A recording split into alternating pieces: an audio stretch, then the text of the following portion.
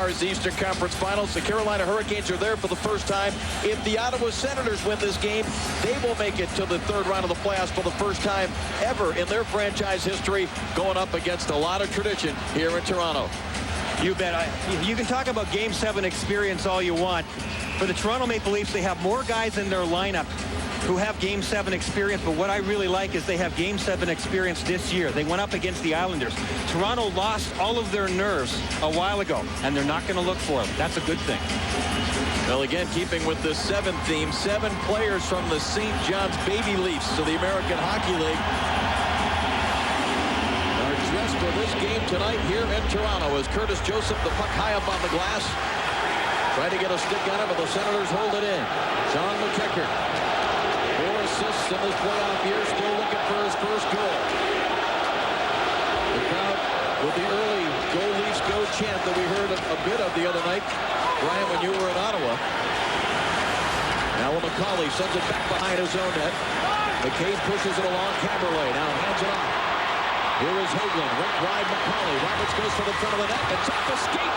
And the lead has to make a save.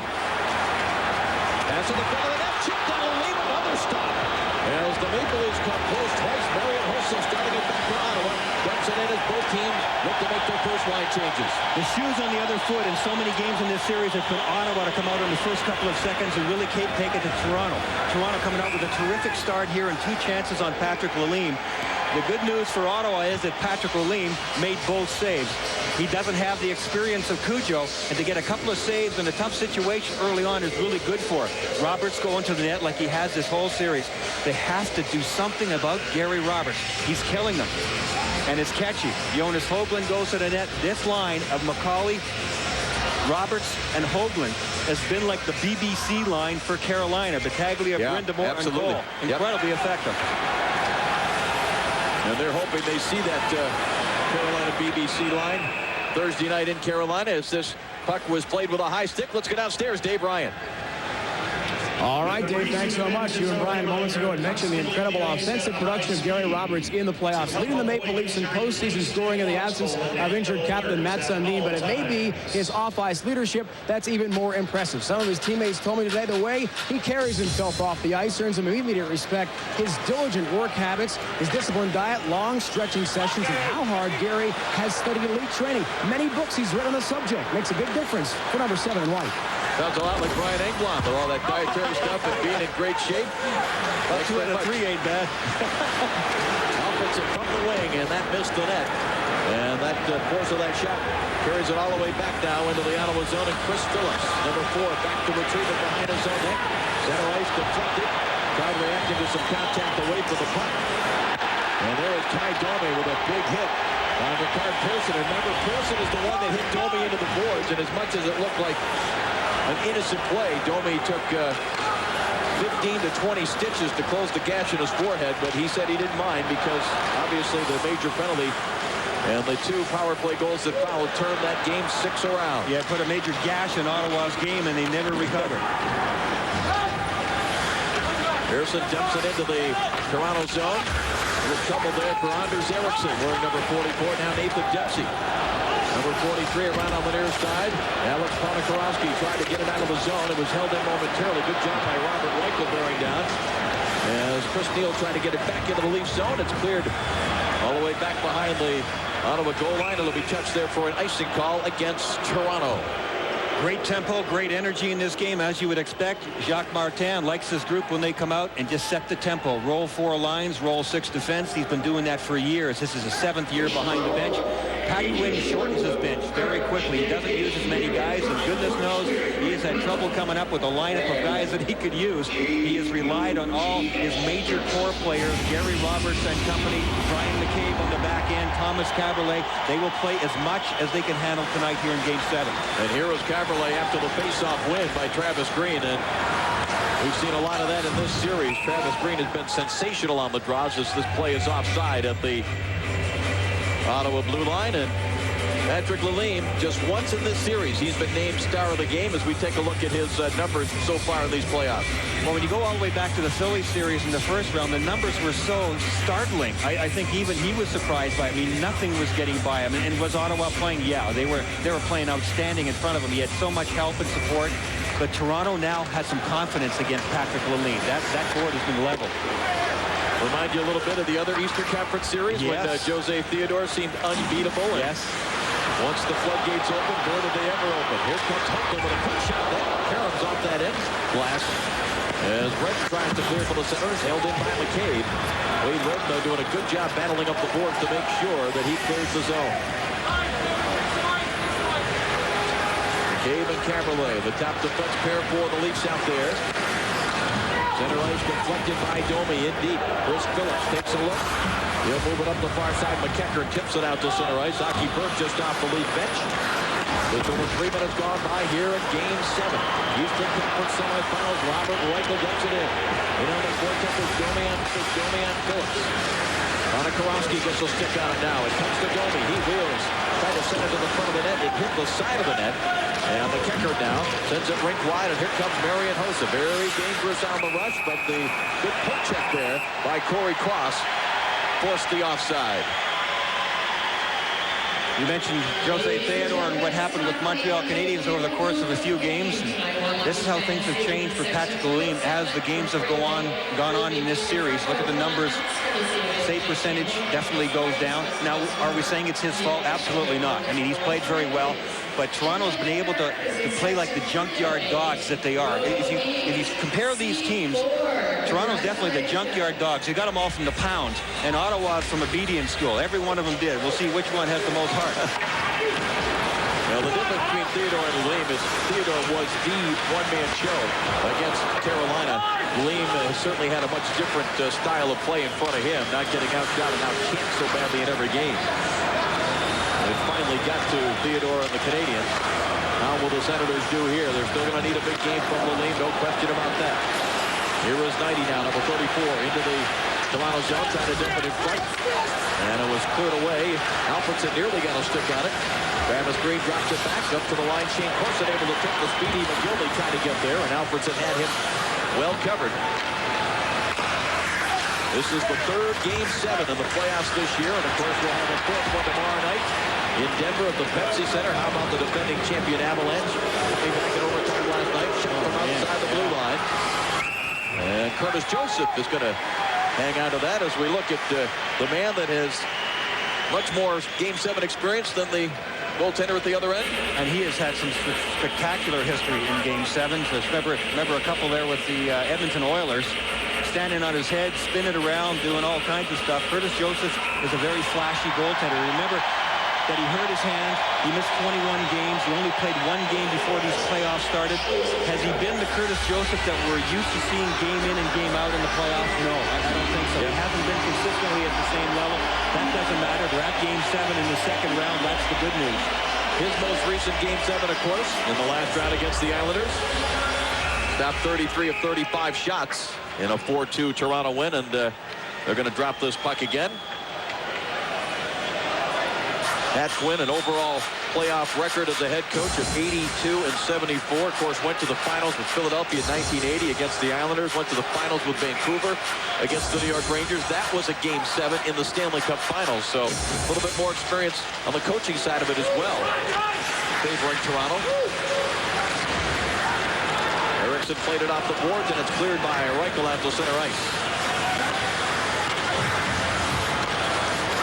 Ottawa Senators, Pearson, center ice.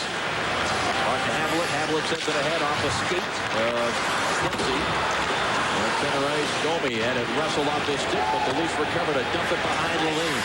Lalime moves it quickly. Radek Bonk will dump it back behind his own net. Curtis decision. Left wing side. And Arvidsson just making sure that he cleared the zone. As the Leafs try to get it back in.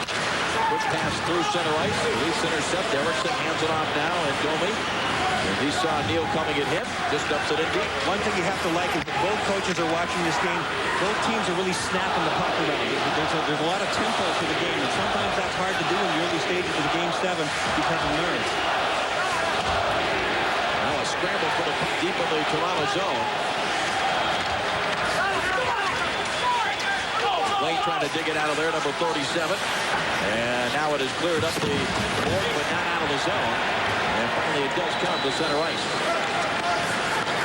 Backhanded into the Toronto end by Martins, number 21. He played limited time in Game 6. There was a factor. Here's a chance now. As a centering pass by McLean. Didn't quite get through. Held it at the line. Ricochet just wide of the lane. As this fourth line for Pat Quinn with Farkas and Healy. And McLean doing an excellent job on that ship. And McCauley coming back down. Dropped it for Farkas, trying to, but that did not connect it. Back the other way now. Poston sets it up a chance here. Top of the glove. Wade Red moved into the point. Knighty with a shot. Knocked down in front. Gamble for the lead. Hossa has it. He gets it back down and from an angle. Joseph down and he did not come off that post. Oh, can you believe this? Curtis Joseph had nothing against him in the first couple of minutes. Now Ottawa comes with the big rush. Wade Red has got 2 goals in this series. It'll stay that way now. Some like it hot. Some like it hard.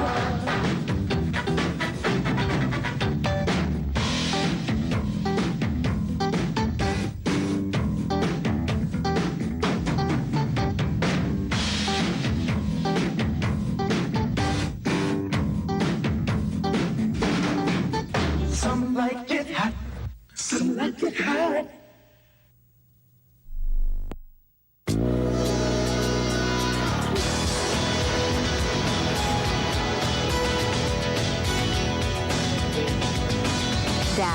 We're part of the Defense Logistics Agency, your combat support team, and we're committed to providing you, the warfighter, with the right item, at the right place, at the right time. DAPS, on a base near you. DLA delivers. Hi, I'm Stephanie, and I'm from Valparaiso, Indiana, and I am a housekeeper in Garmisch with AFRC. And I think that what I like most about my job is that it gives me a chance to help serve those who are serving us. While you're here, you get to relax and take a vacation and have the kind of vacation that you deserve, and let us take care of you.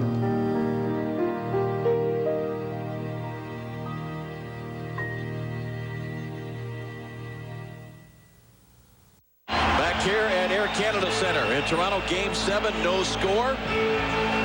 Maple Leafs again with 7 players from their minor league team in the lineup tonight. Team scoring first of 172%. That hasn't been a huge factor in this series so far because the last 2 Toronto wins have come when Ottawa has scored first. I think Toronto has overcome the fact that Ottawa is such a good team when they score first, and they very nearly scored first here again. Wade Redden following up on the play hit the right idea because Curtis Joseph was falling down to the side. He just shot it over the net, and then Ottawa keeps it going. They've been really good in stretches at doing that, where when they miss on a good scoring chance, they don't stand back and say, oh, shucks, they keep pushing. Here comes Travis Green into the zone, and as they try to set up McGillney for the one-timer, the whistle blows the play offside. You made an interesting point at the start of that last shift. That Toronto, got a really good shift from their 4th line. Toronto doesn't play their 4th line a whole lot. At the end of the shift, on the fly, the first-line guys came out, and it was Alan McCauley, the first-line center, who actually made a bad play. Then they got screwed up on their assignments coming back into the zone, and that's what gave Wade Redden that chance. Wade Redden walks right down. The water's just parted. He was wide open, eyeball to eyeball with Curtis Joseph, and he missed a big chance. Everything is magnified, Brian, whether it's face-offs, line changes. Yep. Magnified in the playoffs, magnified the deeper you go, and now here we are in a Game 7. Winner moves on, loser goes home. As Redden hard to the board by McGillney. Shane Corson moved in there, but the Senators come up with it. Here is Knighty with it, number 34, sends it across now. Senators on the attack. Alfredson trying to get to it. Corey Cross doing a good job tying him up. Held into the line by Phillips. A shot save made by Joseph. Juggled for a moment, but he hangs on. Well, another Game 7 right here on ESPN tomorrow. San Jose and Colorado, 9:30 Eastern. It was Forsberg from sacking in overtime last night to force this Game 7. And we'll have it for you. Patrick Roy, incidentally, 5-5 in Game 7s in his career. He has won his last 3. Carolina awaiting the winner of this game tonight. Detroit awaiting the winner of the game tomorrow. Congratulations to the Carolina Hurricanes, who have never been this far before, whether they were in Hartford or now in Carolina. A terrific series win against the Montreal Canadiens. Congratulations to them. Boy, are they a strong-looking team. Wow. Absolutely. This age of professional sports where it's do something for me right now or you're gone. A lot of patience shown by Pete Carmanos, the owner, Jim Rutherford, the general manager, to stay with Paul Maurice. And that continuity. Nothing to be said for that. Only Scotty Bowman has a longer tenure among active coaches in the NHL than Paul Maurice, and nice to see that he gets rewarded. And he's getting some notice now, which he certainly deserves. McCollum looking for a centering feed. It was deflected by Hoagland. Behind the net, wraparound try comes off his stick. And Arvidsson quickly clears for center ice. Havlin had it poked away by Erickson, but following up. It's Phillips dumping it in behind Curtis Joseph. Dempsey has it there. We played 8 minutes here in the first period. Still no score. Each team has had at least one decent scoring chance. McCart Pearson able to clear for Ottawa. They come back on the attack. They 2-on-1. Hudson shot save. Rebound loose in the crease. And it is finally blown dead. Curtis Joseph, what a stop he makes here. That's why they pay him the big bucks. Ottawa's really on the push here. They now definitely have had the clear, good scoring chances. A 2-on-1 to the blue line. Juha Jalon in 36, who's played really well in this series, sets up Hossa. Hossa gets the puck ready. I really like the fact that he took the shot. He was in the prime scoring area. Yeah, he could have passed, but he definitely got the shot on net. Southwest Airlines goal cam shows the quick glove reaction of Curtis Joseph, and that's his bad hand. He hasn't closed that glove. I don't even know if he can close that catching hand, rather. He sort of uses it as a basket, knocks it down, cradles it, does whatever. But the bottom line is he got it in front of it on that one. Marian Hossa, who has been excellent for Ottawa in this series, creates a lot of scoring chances, ripped that quick wrist shot. Back to the line, Pearson with a shot, got through a save. Joseph, he gave up a rebound, but McEachern has to chase it all the way to the boards. Malone could not make the play on it, and the Leafs able to clear it back inside the Ottawa zone. Pearson has it there with Domi in on the forecheck. Hossa has it roll off his stick. Good read there by Ponikarovsky. He realized it was offside with Robert Reichel pinned in the zone. So the Leafs regroup. Aberlay takes a look. Hands it off for Ponikarovsky. He lobs it deep into the Ottawa zone. Wade Redden is back to get it. Reichel in on the forecheck. Takes him high to the boards. Redden able to recover. Hands it off to Pearson, his defense partner, who hammers it off the glass, and racing after it will be Berg. There will be no icing here. Ponikarovsky starts it back. Into the Ottawa zone. Fires a shot. Save the lead. Big rebound. Travis Green trying to get it back to the front. Deflects off the end board. And Wade Redden outlets it there. Nice little drop pass center ice to Martins from Alfredson. The good news for Ottawa is Patrick Lalime looks like he's settled in. He doesn't look nervous. He has not been fighting the puck. He's had a couple of decent scoring chances against him, and he's looked under control. That's really important for Ottawa because Lalime doesn't have nearly the experience of Curtis Joseph for Toronto. Lead pass intended there for Alfredson. Good read by Nathan Dempsey. Again, one of the less experienced playoff performers that's forced into extra duty with the injuries. This Toronto team, Matt Sundin did skate this morning, but no way he could play. Jyrki Lumme skated this morning. He's not playing. Gary Balk skated this morning. Obviously, he's not in the lineup as well. And the list goes on and on with the likes of Renberg and, of course, Tucker and Juszkiewicz, who went down before the playoffs, as this puck is in the glove of Lalime, and he will hang on. Dave Ryan is downstairs with a special guest, and we'll get to him in just a moment. Just past the halfway mark of the first. No score. Now the magic of that moment is never ending. You make time stand still. And I'm loving every minute. Hi, this is Mark Wills for the U.S. Navy and Naval Reserve Team. You know, all your magic moments in today's Navy don't have to end. You got a great thing going while you're serving your country. You've got good pay, exotic travel, health care, a retirement plan, 30 days paid vacation, and money for college. So before you consider giving it all up, talk to your career counselor once again. But if you still plan on leaving active duty, then consider the Naval Reserves. It's everything good about the Navy, and it's part-time. So stay in the Navy team, in the Naval Reserves. For more information, call 1-800-USA-USNR or visit NavyReservesJobs.com. And with that AFN Primetime Tonight. I made plans to go to the singles weekend. Regina's on a singles weekend. Oh no. But can Steve handle it? Not Regina. She creepy. And on Bernie Mac. Those kids are not your roommates. It's time to draw the line. I know that. Roommates pay rent. Followed by Dark Angel and Boston Public. Viewers in Korea will see The District and ER. AFN Primetime Tonight.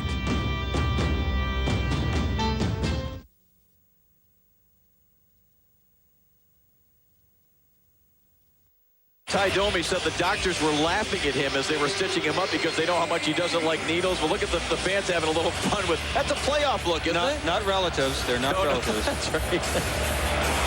Fans will do anything at this time of year, especially in Toronto. Anything to get involved. Faceoff and a win by the Maple Leafs leaps to that Hoagland chance. And with that special guest, let's check in with Dave Ryan. All right, Dave and Brian, this is a Game 7 ticket here for the Ottawa-Toronto series. And Walter Gretzky, you're signing a lot of these, I understand. All the fans are coming up while we're waiting for the interview to sign autographs. Is it enjoyable to be the great one's father for you? Oh, very much so. I'm alive, and I wasn't supposed to be. So it's an honor for me to do this. Now, he came from the Toronto area, obviously, but didn't play for the Maple Leafs. Did he grow up a big Toronto fan? Oh, very much so. Everybody around here is a Maple Leaf fan. Now that he's out of the playing part of it, the Hall of Fame, the great career, led the Olympic Canadian movement to a gold medal, and of course the Coyotes had a great season. Is he more competitive now as in the management role than he was as a player? No, the very same. He's as competitive now as he always was. Well, it's great to see you. Enjoy the rest and sign some more autographs. Thank you for having me here. Thank you. You're very welcome. David. All right, thanks very much, and thanks to Walter Gretzky, who's enjoying the fame and has a pretty interesting McDonald's commercial that runs up here in Canada that he does with his famous son Wayne. And I wanted to know if he ever did get that French fry that Wayne was holding back on. Probably. Race for the puck, and McCabe gets there. Reverses for his partner Caberlet, who hands it off for McGillney, who was the Game 6 hero with the winning goal in the third period. I think Walter could get a franchise if he really wanted one. You talking NHL or McDonald's now? I'm not sure either.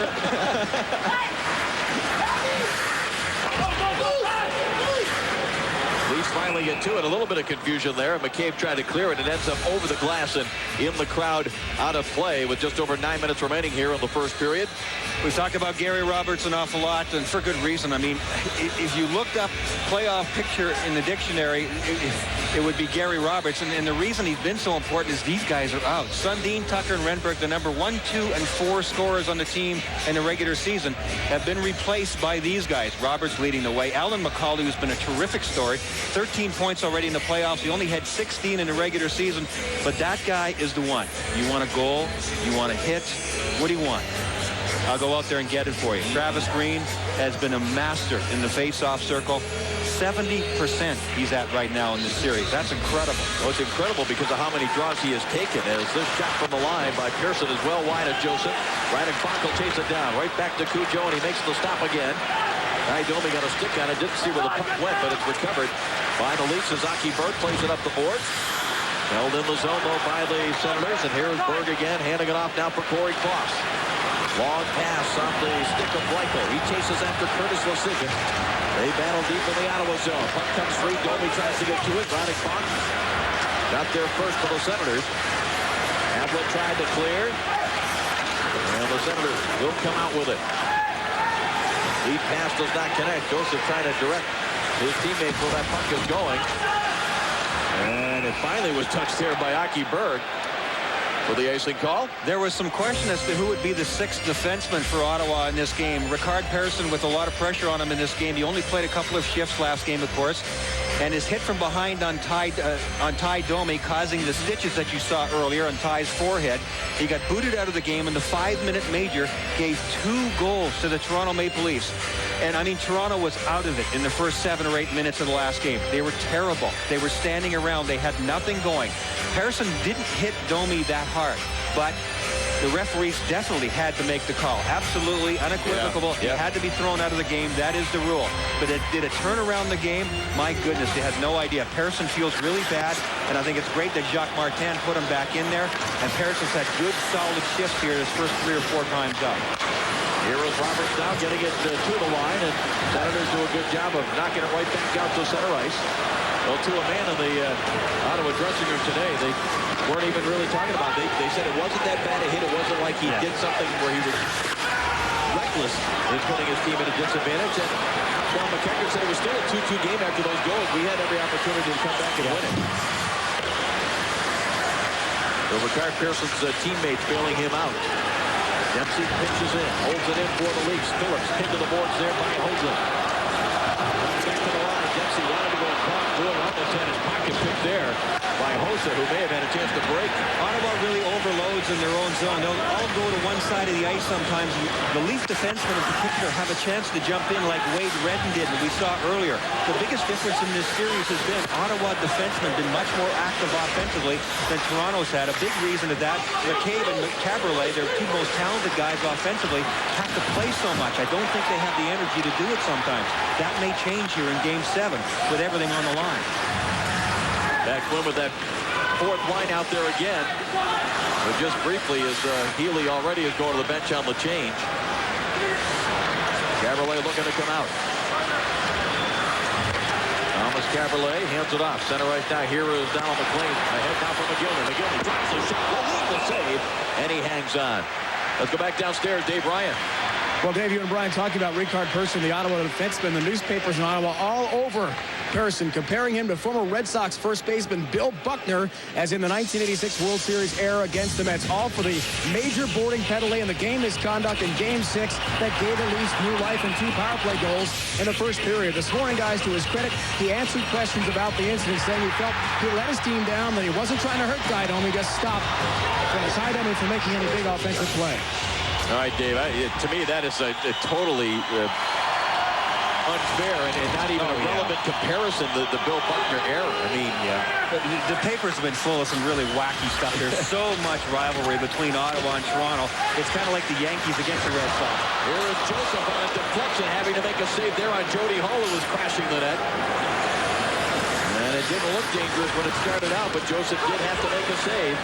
Dave, a lot of these guys on both teams don't read the newspapers and don't watch the sports on television just because of that. There's so much junk going on out there. You can be affected psychologically. And going into a Game 7, I can almost guarantee you that nobody on these guys on the ice out here has looked at newspapers this morning. Here was Bach into the zone. Radek Bach now puts on the break. He sends it toward the front of the Toronto net. It ends up on the corner. Havlet had it chopped away by Domi and Robert Reichel. Clears it off the boards by Curtis Lecision. And Radek Bach will catch up to it. Here is Persson now. Off the glass to center ice. Monakorowski gets a leg on it. And it's dumped back in. Lalime leaves it there for Lecision. Hard around the boards and hard enough to go down the ice. And this is going to be an icing call with just under 5.5 to go here in the first period of Game 7. The Toronto Maple Leafs are on home ice. Will that be an advantage? Stay with us and find out.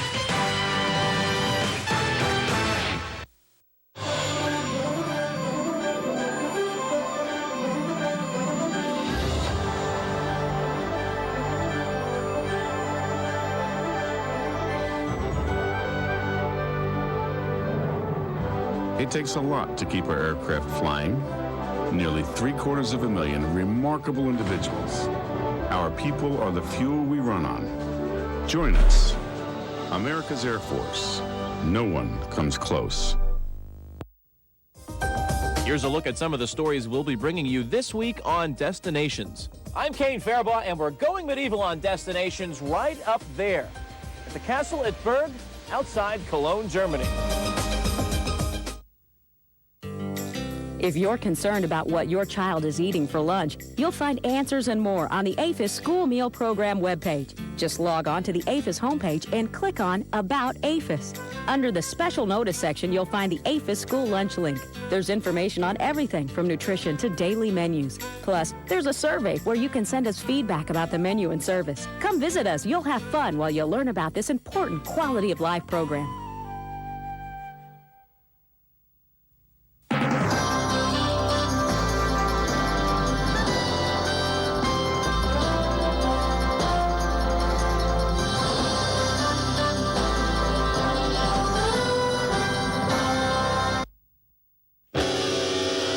Gooser community-level volleyball championships are happening May 17th through the 19th at the 411th Base Support Battalion in Heidelberg. For more information, call DSN 370-7944.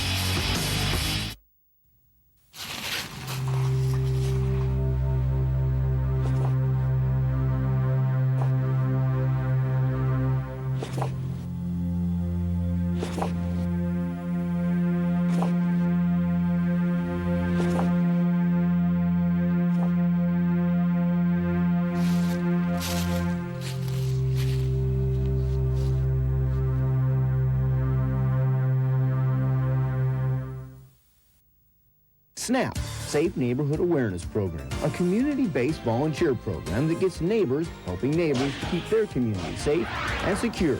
To find out more on SNAP, contact your local Provost Marshal's office. It's a SNAP. Called yet in the game. Very cleanly played. Everybody knowing what's at stake. And it is cleared. Out to center ice.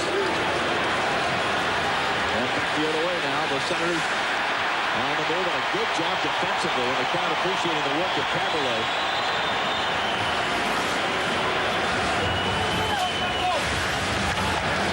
Now Phillips has it knocked away by Alan McCauley. Hoagland coming in to help out. Yolona trying to lead on him. Hoagland went down. Yolona unable to get it up the boards, and it's taken by McEachern. McEachern hands it off for Hossa. McEachern going to the front of the net, and Hossa could not get it through. It was blocked. Here's Yolona again. Off the board now, McEachern. One-on-one against McCauley. They continue to scrum along the boards behind Curtis Joseph.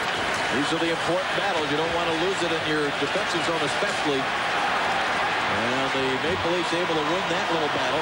Erickson, nice pass up the middle. McCauley down for Roberts. Gary Roberts shoots, save, rebound is there. Lalime is down. And he has it covered. Well, let's get to our Bud Light Stanley Cup summary here for this Game 7. Toronto and Colorado are playing in their third consecutive Game 7, going over the last two playoff series. And since 1968, teams winning a series in 7 games are 27 and 51 in the next series. There's been some great chances for both teams on the rush. This is one of the best for Toronto. Look how deep the penetration is.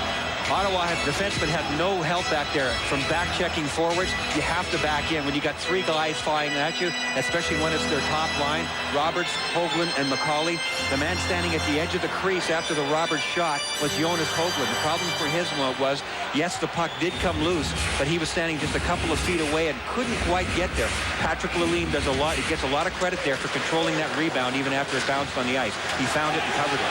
Here's Aki Berg moving in from the point after the faceoff win. Reichel behind the net, tries to get it in front. Good job by Pearson, though. He wouldn't let that puck come to the front of the net. Arvidsson took the hit to clear the zone. Domi banks it off the boards, and that may have hit somebody on the Toronto bench. Sorry, Dave. On that last rush by Toronto, what I really like about Patrick Lalime, and it's going to give his team a lot of confidence, that 3-on-2 rush, the shot, of course, he has to stop the initial shot, which was a really tough one. And I mentioned the fact that Hoagland was standing right there on the crease. He can seal that. He had to fight the puck off. He went down. He lost it momentarily, but he covered it up right away. He found a way to get it done. What Toronto has been able to do to Patrick Lalime is get him down and floundering. He's had trouble finding the puck at times, and they end up shoveling it over the top of him for a lot of the goals they've scored in this series. That didn't happen. Senators dumping in behind Joseph. Caberlet handing it off McCabe. Domi on the right wing side, and the Leafs look to come out with it. Knocked away by Arvidsson, and he'll dump it right back into the Leafs zone.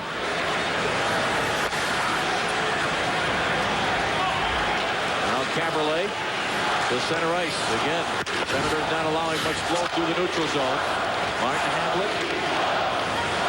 Arvidsson there for Ottawa, but Monakorovsky drops it back into his own zone. Ricard Pearson back to get it for the Senators again. And it's cleared ahead. Benoit Broudet plays it up into the Toronto zone. McCabe tries to clear. Todd White got a shoulder on that puck. It hit high up on the glass. Still in play. Alfredson wins the battle against McCabe. Here's Alfredson trying to center. Hit the back of the net. Now Broudet into the face-off circle for Redden, who had moved in from the point. And a penalty coming. And the first penalty is going to go against the Toronto Maple Leafs. Bill McCreary, again, we talk about 7 being the theme. The referee that wears number 7 makes the first call.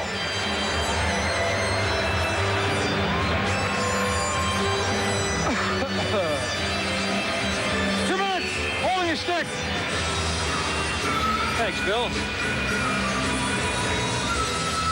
Toronto doesn't want to take a whole lot of penalties, obviously, in this game. You do whatever you have to do when you feel like a guy is trying to get to the front of the net. If you lose your position, which what Brian McCabe did, you use your hands, your stick, whatever you think you have to do. Pat Quinn not too happy about it. Southwest Intermission Report. John Butcher, Barry Melrose, Sports Center in game. Cubs and Cardinals involved in a rout. Then the Flyers get a coach. And now we're talking about that before the game. I think that's a great fit for both Ken Hitchcock and the Philadelphia Flyers. Yeah, the Flyers players said when they got knocked out, they were looking for answers, and Ken Hitchcock will give them answers. They may not like the ball, but they will get answers. Right. Ottawa Senators 9 for 51 overall in these playoffs on the power play. 5 for 27 in this series against Toronto. Back to the line, Alfredson was holding the stick against McCabe. Hossa now, rim of the circle, takes a look to the corner, goes to the front of the net, back to the line, one-timer, Alfredson, broke his stick. Boy, Alfredson, bad break that he broke the stick, but he got lucky that Corson didn't get it. Now here's Shane Corson picking it up. And a wrist shot easily handled by Lalime. One of the things that's really turned around for Toronto in these playoffs is their penalty killing. They were horrible against the Islanders. Not very good earlier in the series. Last game, they were perfect against the Ottawa Senators. I think that special teams are cyclical. It's like reading a stock in the stock market. Right now, it's on an uptick big time for the Toronto Maple Leafs, and it couldn't come at a better time. Wade Redden now. His pass anticipated by McGillney. Look out here as McCauley got behind the defense, but McGillney was tied up by Redden.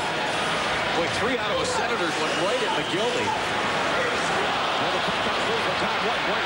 He drives the shot. Saved by Joseph. Rebound is sent to the far side, and it's cleared out there by McGillney with less than a minute remaining here in the period. Boy, both of these goalies really look solid. There's a lot of confidence coming from both ends. I mentioned it about Patrick Lalime a couple of moments ago. Curtis Joseph stellar so far as well. Phillips drives it in. Joseph will stop this one. And wants to leave it there for Berg. Joseph was out of position, but the Senators couldn't get it to the front of the net. It comes out to the line now. Salo with a drive. Loose puck, Benoit Bonet has it roll off the stick. He recovers. Bonet hands it off for White. And White now. Centering pass tipped away by Berg. Good read. Oh, great read there. Bonet would have had an excellent chance. McCucker had it knocked away by Cross. Berg able to clear the zone. You know what? Benoit Bonet has had some chances in this series. Last game, I can remember he had an entire empty net standing in front of him, and he missed the net. Had that one gotten through, would have been a huge goal chance for him.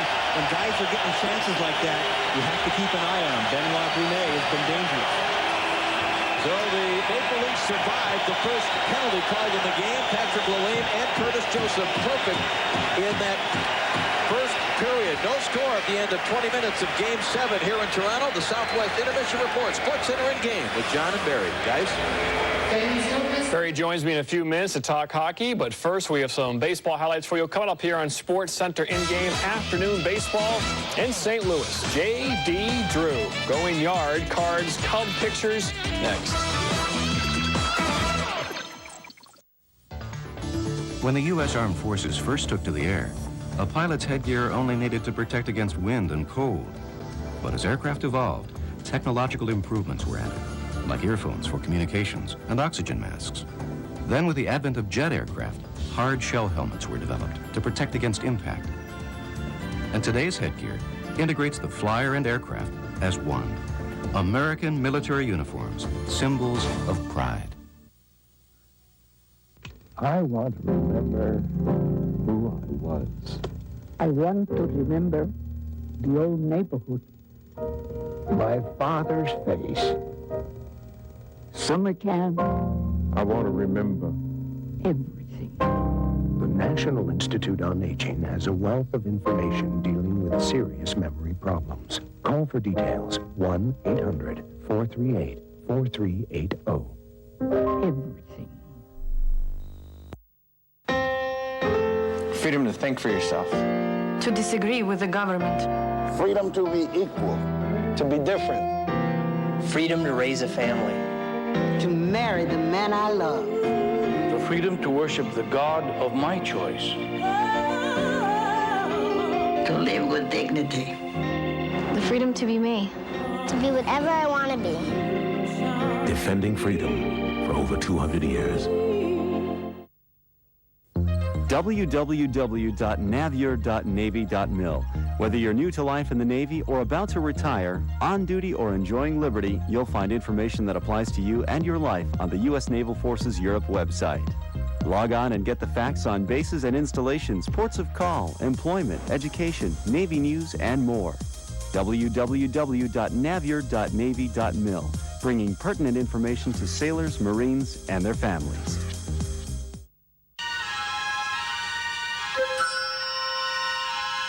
Whenever you're outside, protect your skin from the hot, scorching sun.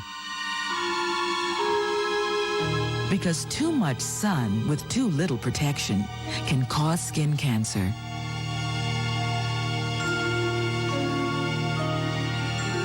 So reach for the sunscreen first. And save your skin. The laughs are never ending with Jay. You okay? Followed by more laughs with Dave. Yeah. Cool. AFN Late Nights.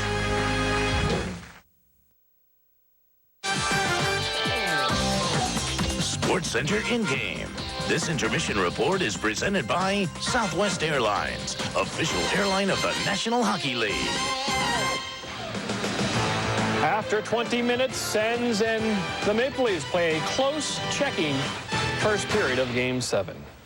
Well, after last night's loss to the Cardinals, Cub pitcher Kerry Wood really laid into his teammates, saying they're losing too easily. Cubs, Cardinals today, noon local time in St. Louis. Corey Patterson to center, Jim Edmonds. With the catch, bottom four, runner on third for Fernando Vina. We're going to do some squeeze in here. A safety squeeze there. Terry Robinson scores to make it 2-1. Same inning, Edmonds. Scores J.D. Drew, and the Cardinals lead 4-1. Bottom of the sixth. J.D. Drew in the house. J.D. Drew out of the house. Cardinals win 11-2. Kerry Wood's going to really be upset now. His Cubs have lost 6 in a row. Edmonds matches career high with 4 hits. 2 of them doubles. J.D. Drew had 3 hits. You saw the home run. Ken Hitchcock is the new head coach of the Philadelphia Flyers since 1997. He's the 5th Flyer head coach. However, owner Ed Snyder assured everyone he would fill out the duration of his 4-year contract.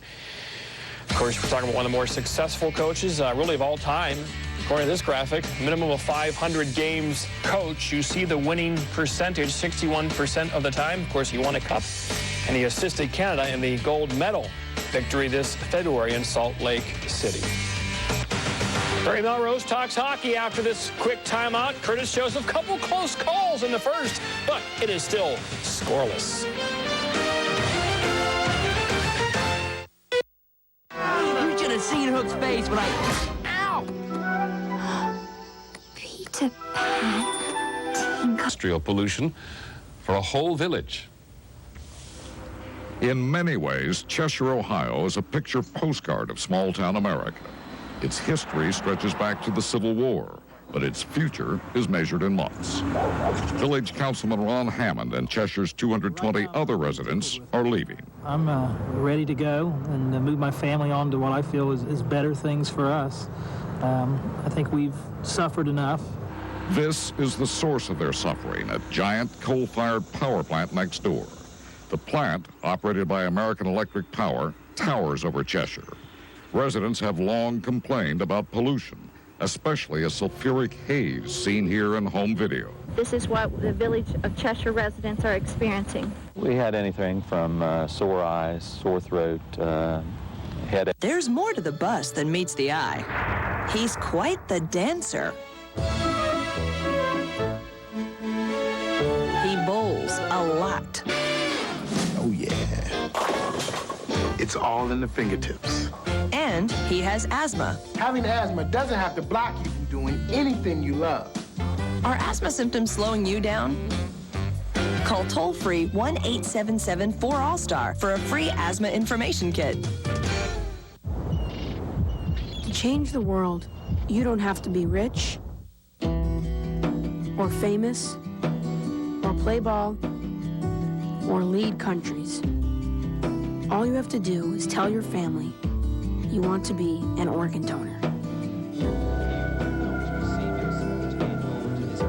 Talk to your family about organ donation. Talk to your family about donating life.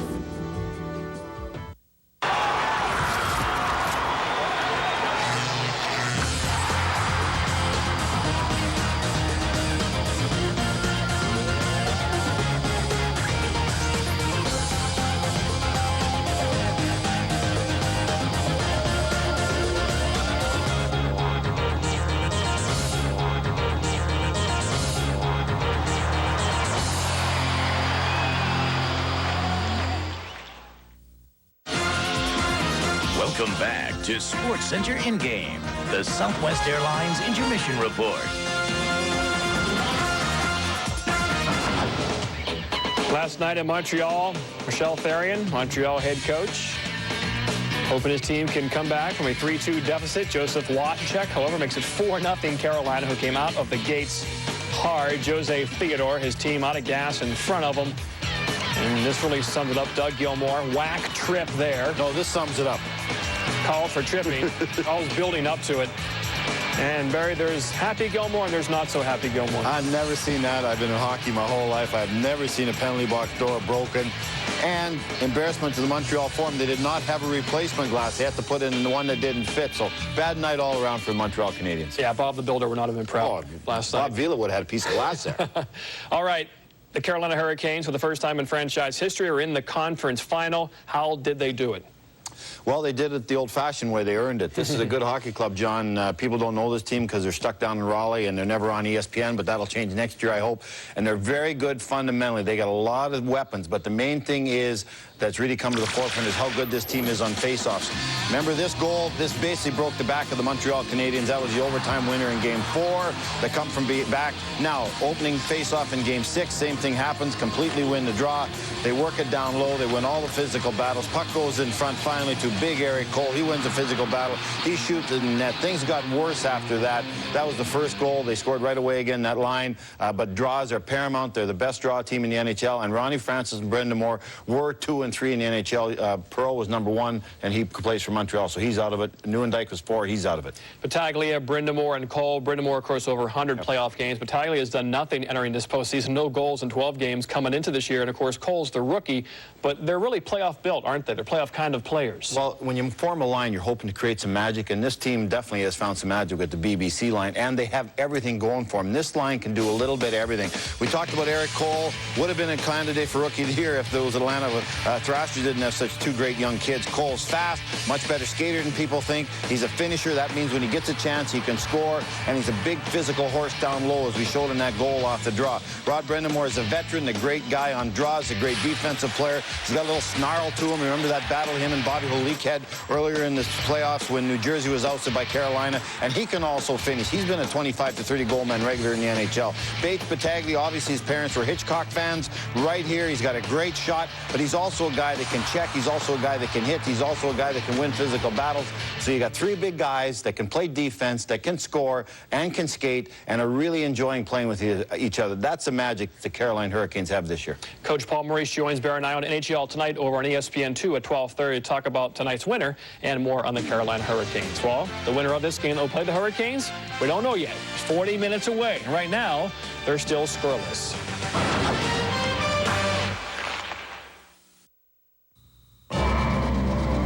Warning signs are there for good reason.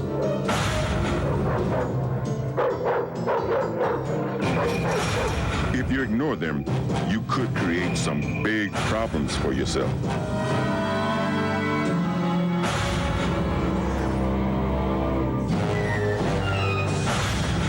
So, when you see these words on your government-sponsored travel card, know that its use is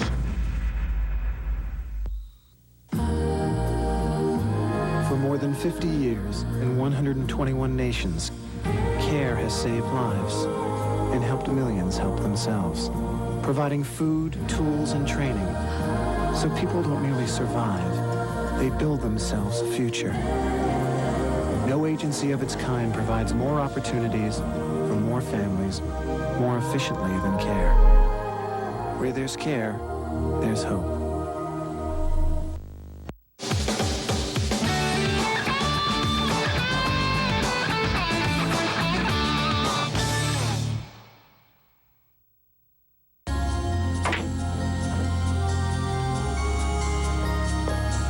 Richard!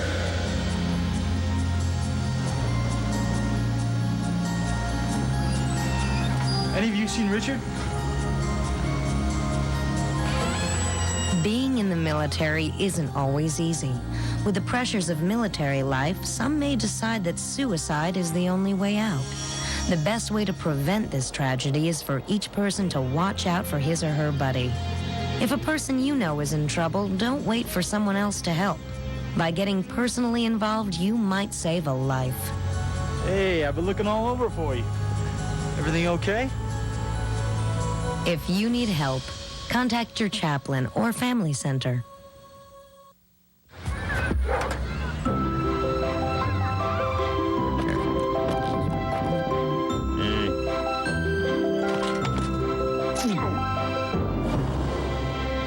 My anti-drug is dance.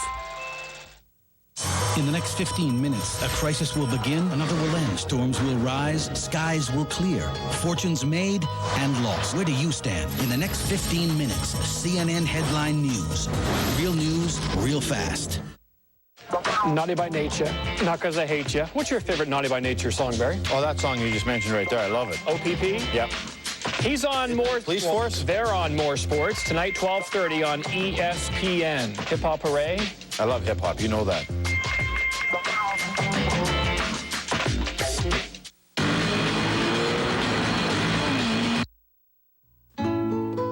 What's wrong, Angie? Susie doesn't want to move. If Susie's daddy had to move because of a job, wouldn't she want to go with him? Yes. Sweetie, I know moving to a new place may seem scary, but we can make it fun.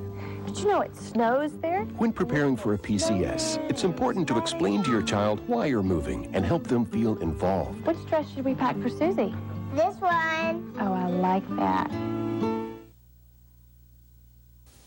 Never offer your heart to someone who eats hearts, who finds heart meat delicious, but not rare, who sucks the juices drop by drop and bloody-chinned grins like a god. Never offer your heart to a heart gravy lover. Your stewed, over-seasoned heart consumed, he will sop up your grief with bread and send it shuttling from side to side in his mouth like bubble gum. Never offer your heart to someone who eats hearts. USAR's Commanding General Montgomery C. Meigs on force protection. We are going to have to continue to be just as vigilant today as we were on September 12th. That's going to take a lot of patience and hard work. And I need everyone in the command always to be aware and looking for something that doesn't make sense, that's abnormal, that shows that somebody who isn't authorized or is strange is taking an interest in what we're doing. When you see that, report it. Attention gun enthusiasts. Visit the Alcohol, Tobacco, and Firearms website to download forms needed to import your firearms back to the States. For a complete set of rules and regulations, just go to the ATF web address on your screen. If you're a Dodge student or teacher, you can earn high school and college credit online. The distance learning program offers a variety of courses to further your education with the convenience of the internet. Just log on to our website or call for more information.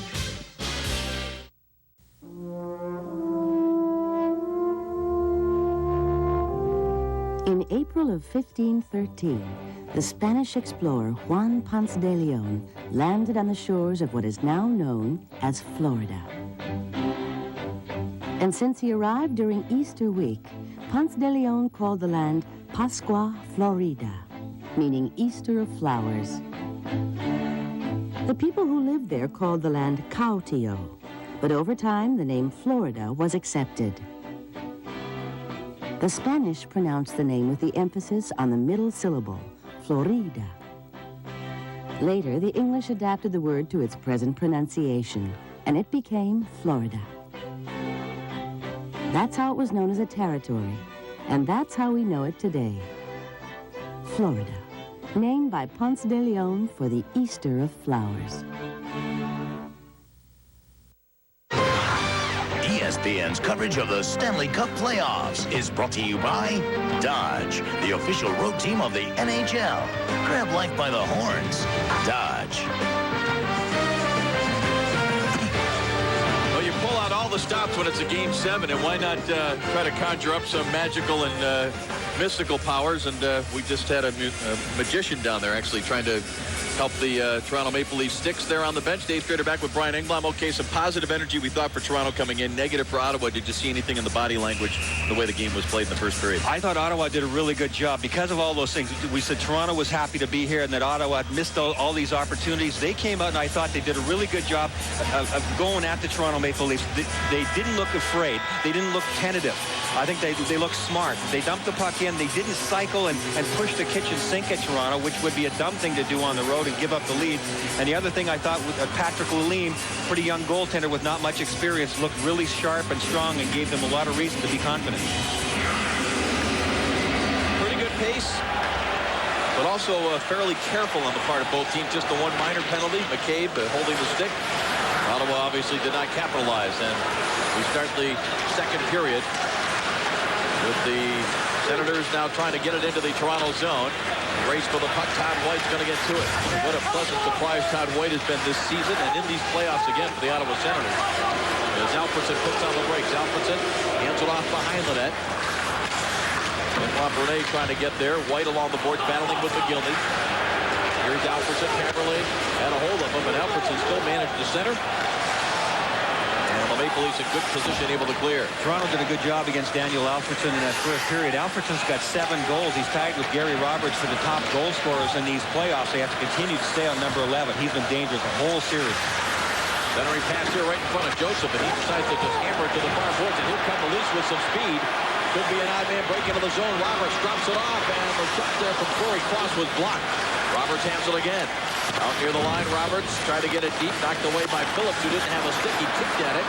And a good job by Chris Phillips to bear down, and back comes Sean McEachern. McEachern into the zone for the Senators. It's gloved aside by Jonas Höglund. McEachern recovers. Interesting thing in that last rush by Roberts, there was a lot of crisscrossing going on there. They had tremendous momentum and speed, and they took it all away from themselves by crisscrossing, and Ottawa was able to get back on the play and tear it up. Well, this is Game 7 for the Toronto Maple Leafs. They're second in a row this year, but they've been involved in some Game 7s going back to last year against the New Jersey Devils. Devils won that one 5-1 rather easily, and of course, in the first round against the Islanders, and Gary Roberts, who else? Along with Curtis Joseph leading the way. That's where Roberts really started to pave the way, Dave. He had 1 goal and 1 assist in Game 7 and really started to come through. I mean, you know, it's great to go out there and hit and say great things in the locker room and all that, but when you're Gary Roberts and you're putting up so many points as well, then he scored the overtime game winner in Game 2. And every situation where they've really needed a goal, right? The most important thing, Gary Roberts has been the guy. It was interesting. He had the quote, other guys have stepped up, but it truly has been Roberts himself that has stepped up more often in critical situations than any other player. And as we showed you, Toronto just the 3rd team since 1987 to begin their playoffs with consecutive Game 7s. There's Reichel able to pick up a loose puck, banks it off the boards to center ice. Curtis Lasician now for the Senators, flipping it back into the Toronto zone. The winner of this game wins the series against Carolina in the conference finals. That series will open Thursday night in Carolina. So not much time to enjoy the victory in this game or this series for either team. That's a factor, too. With Carolina, will be a little more well-rested than these guys. Makes a big difference. Now, there is some talk that Matt Sundin could come back in the next round if the Maple Leafs advance, but would he be ready for a Game 1 on Thursday night, or would he have to wait until perhaps a Game 2, which would be on Sunday? We talked a lot about Gary Roberts. He's gotten so much great press, positive press. All the negative press is going to this guy right now, Robert Reichel. 3 assists in the playoffs overall. There was a big article in the paper, and the title was, "Where is Robert Reichel?" They brought him here from Europe. He played in Europe last year. Very talented guy. Had been in the NHL before, of course.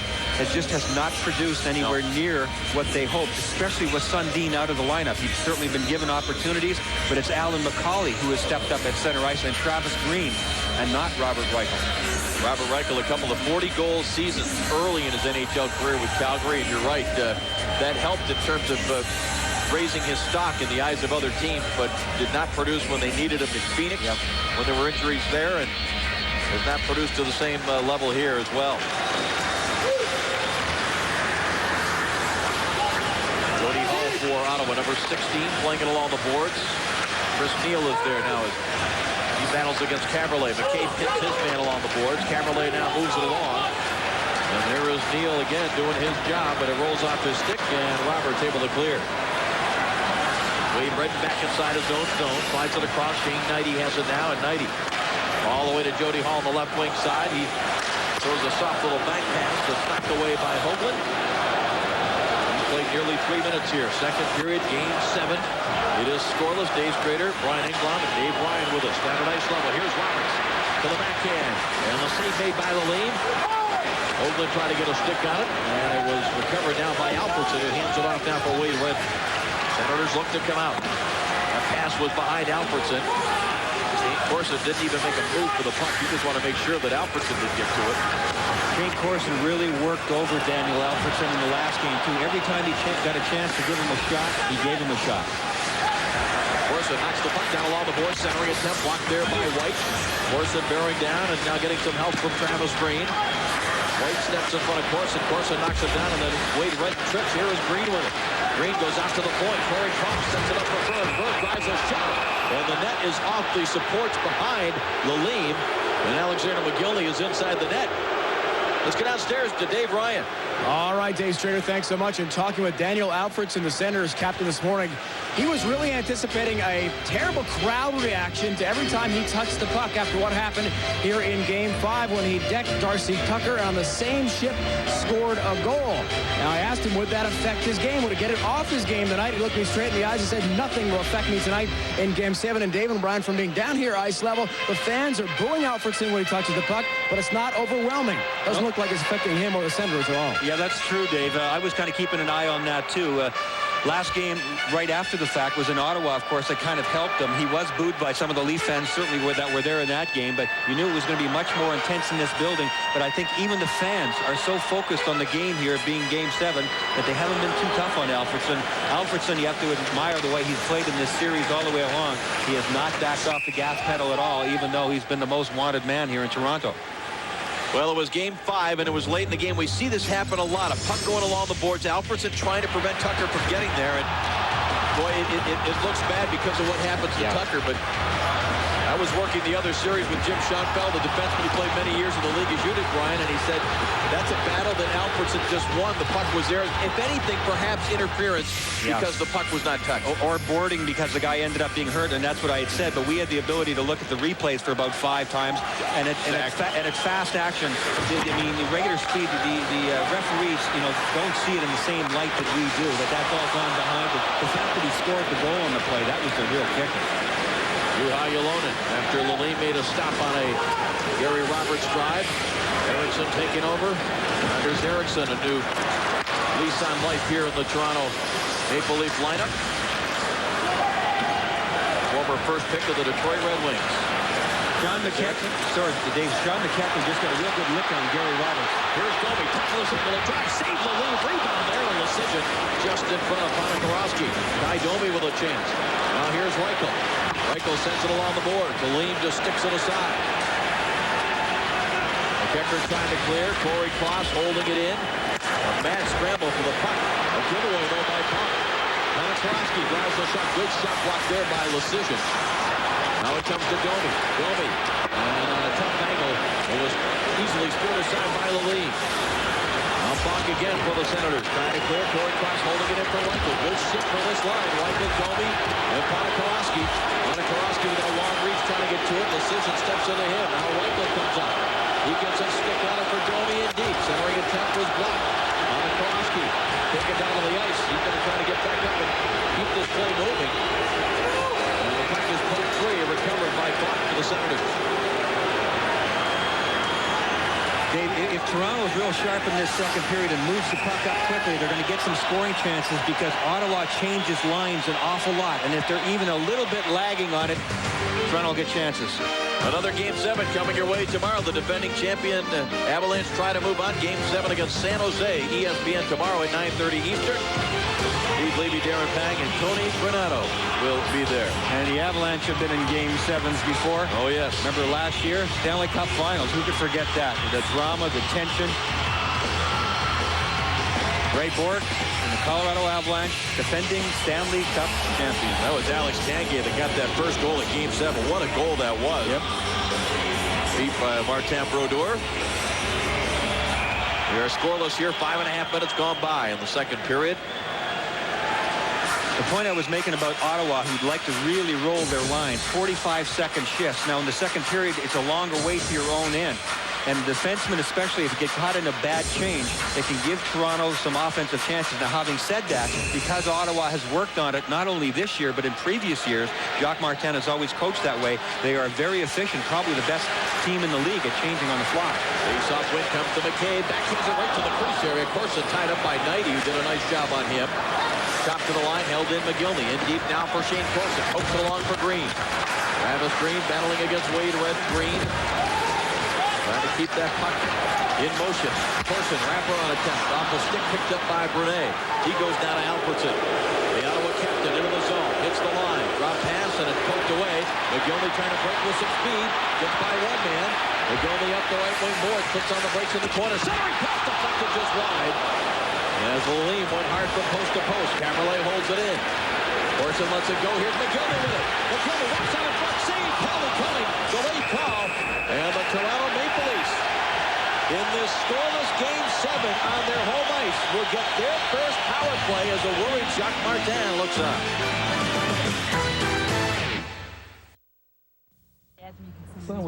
Mike and Diane were living the American dream, enjoying family life, until unexpectedly, Diane died. Since she paid Social Security, her children are now getting monthly benefits, and although nothing can replace their mother, Social Security helps replace her income. Social Security is helping 3 million kids pursue their dreams. To learn more, call for The Basic Facts About Social Security, 1-800-772-1213. For the times that count, count on Social Security. I helped murder families in Colombia. It was just innocent fun. I helped kidnap people's dads. Hey, some harmless fun. I helped kids learn how to kill. I was just having some fun, you know. I helped kill policemen. I was just having fun. I helped the bomber get a fake passport. All the kids do it. I helped kill a judge. I helped blow up buildings. My life, my body. It's not like I was hurting anybody else.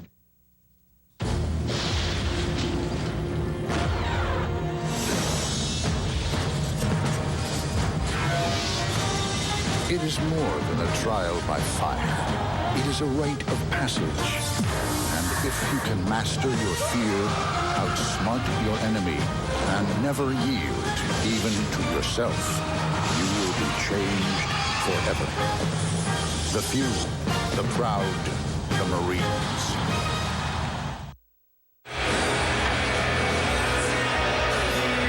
Alexander Mogilny with a really good shift. He took the puck off the wall and walked into the front. That was a smart shot. He tried to beat him on the short side. Just a good, quick left leg by Lalime on that one, because Alexander Mogilny doesn't miss too many times. Senators are shorthanded here, and they're still looking for their first shot on goal in this period. They've been outshot 3-0 by Toronto. There you see the work of the Maple Leafs power play in the series and overall in the playoffs. Todd White off for slashing is Caberlet. Hands it off in deep off the end board. Chopped away by Sallow. And the Senators, where did that puck end up? Everybody's looking for it. It is out of play. Alexander Mogilny had gone without a goal until the last game, and then he ended up scoring the most important one, the game winner. They left him alone, and a quick turnover inside the zone. This is the play that he actually turned over to get Ottawa rolling in the first period. Then in the third period, watch Mogilny. Travis Green finds him down low. Mogilny with those slick hands makes one quick, deft move and threw it up over top. He almost had predicted it, too. He said, I feel good things are going to happen. He had had probably 8, 9, 10 really good chances in the series up until then, and had come away empty-handed. That's a lot of chances for him to miss. And you just know that that cycle, as things start to even out, you probably score 2 in the next 5 chances. McCabe hands it off now for Caberlet after the face-off win. And McCabe tried to throw it across. Magnus Arvidsson is there, and he'll clear it all the way back for the Senators. Alec McGillney's roommate is Ty Domi, and Ty Domi said, I hope the media people put a lid on it now. All this abuse of Alexander McGillney for not scoring. You're right. Sometimes scorers are playing well, getting chances, just not getting the numbers. I thought it was way over the top. The articles here were really going at him, and anytime a guy gets paid a lot of money and is not scoring goals, it's an easy thing to criticize. But I thought McGillney's been playing well for him and creating a lot even before he scored that goal. Good work here by Arvidsson. Short-handed for the Senators. Clears it down the ice. Curtis Joseph. For Caberlet, he drops it back for McCabe.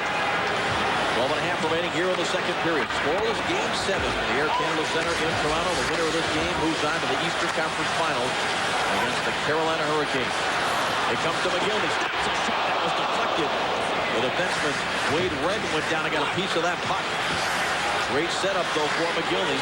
Travis Green back to the line. Caberlet, one-timer. McCabe tipped in front by Corson. Travis Green again. McGillney takes the pass, hangs on. McGillney centering pass now, and it's picked up on the far side. Caberlet. Gives it to Travis Green, who takes a look at the clock. 10 seconds left on this power play. Green being patient with it. Sends it across for McCabe. Sets it up for McGillney. The pass behind him. Recovered by Corson. Out to Green. Green wides up. Doesn't shoot. Hands it off in the corner. Penalty is over. Todd White is out of the box. Sallow trying to clear, and he does get it down the ice. Toronto was going for plays there, Dave. They didn't have anybody right on the doorstep. That's why they weren't taking any shots. It was useless. Lalime would be able to see them. The chances of them scoring was very low. They were trying to move the puck around and find a seam, but they never got that seam.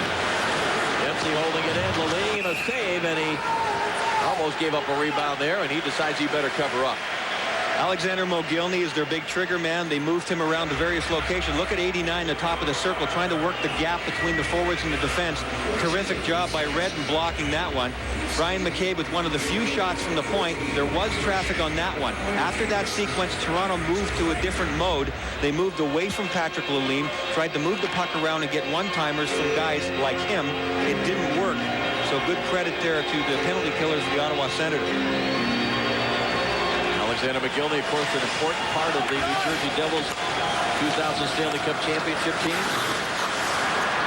Defeat of the Dallas Stars. A turnover now by the Senators. Ponikarovsky shot deflected in front.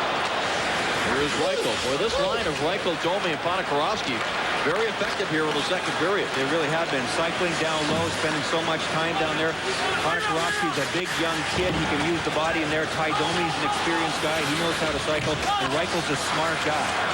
Clock with it, centering attempt, and it's picked off by Reichel. And cleared over on the right wing side, and Domi sends it down toward the Ottawa zone. Senators trying to counter, but Eriksson steps up there.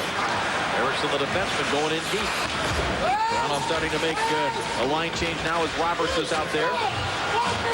Eriksson looking for some help, tried to set it up for McCauley. Now Roberts. Wrapped up by Ottawa player, sheds him, gets a shot away, and Lalime on the angle makes the save. Gary Roberts playing typical Gary Roberts hockey in the playoffs, beating people up, taking them off the puck, and creating scoring chances out of nothing. In a crowd, he's as good as anybody. Look at that. I mean, that's not a scoring chance unless he does the dirty work first.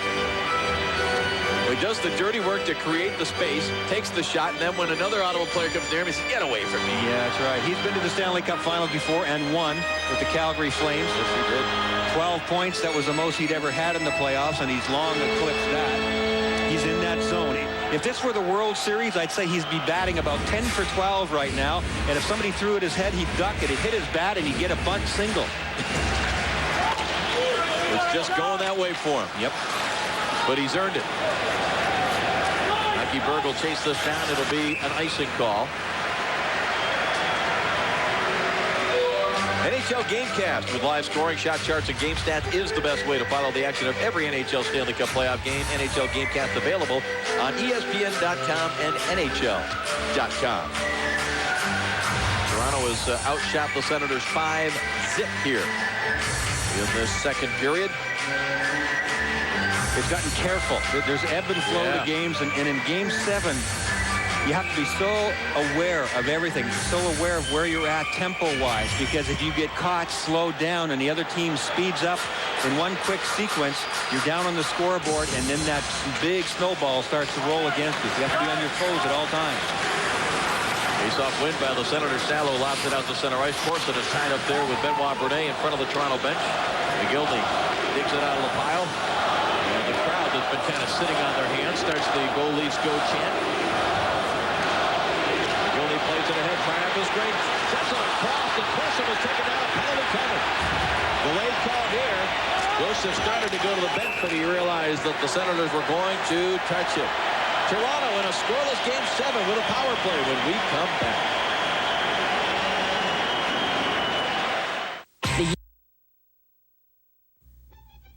Trees are terrific! You need a tree to climb, that's where squirrels spend their time. Oh, it's practically a crime when someone damages a tree. When you think about a tree, it's as plain as it can be. To some it's just a tree, but it's a home to me. Trees, trees, Harley's Arbor Day Foundation spreads the word across the nation about trees. Trees are terrific! Wonder why we don't carry those gallon jugs of milk so popular with families back home? Fact is, the equipment changes required to produce gallon containers are just too costly. Our milk meets the same American standards you're used to. It's fortified with vitamins A and D, while milk purchased on the economy may not be. The cardboard carton offers better protection for light-sensitive vitamins and minerals, and since you're only opening a half gallon at a time, your home supply of milk should stay fresher longer. I'm Scotty Hill. I'm from Auburn, Alabama, conference technician for FRC Gums. As a former soldier, I feel good about serving the service member. From the equipment setup to the setup of the room, I want to make sure everything's perfect for you because you deserve it. I'll do my best to make everything right.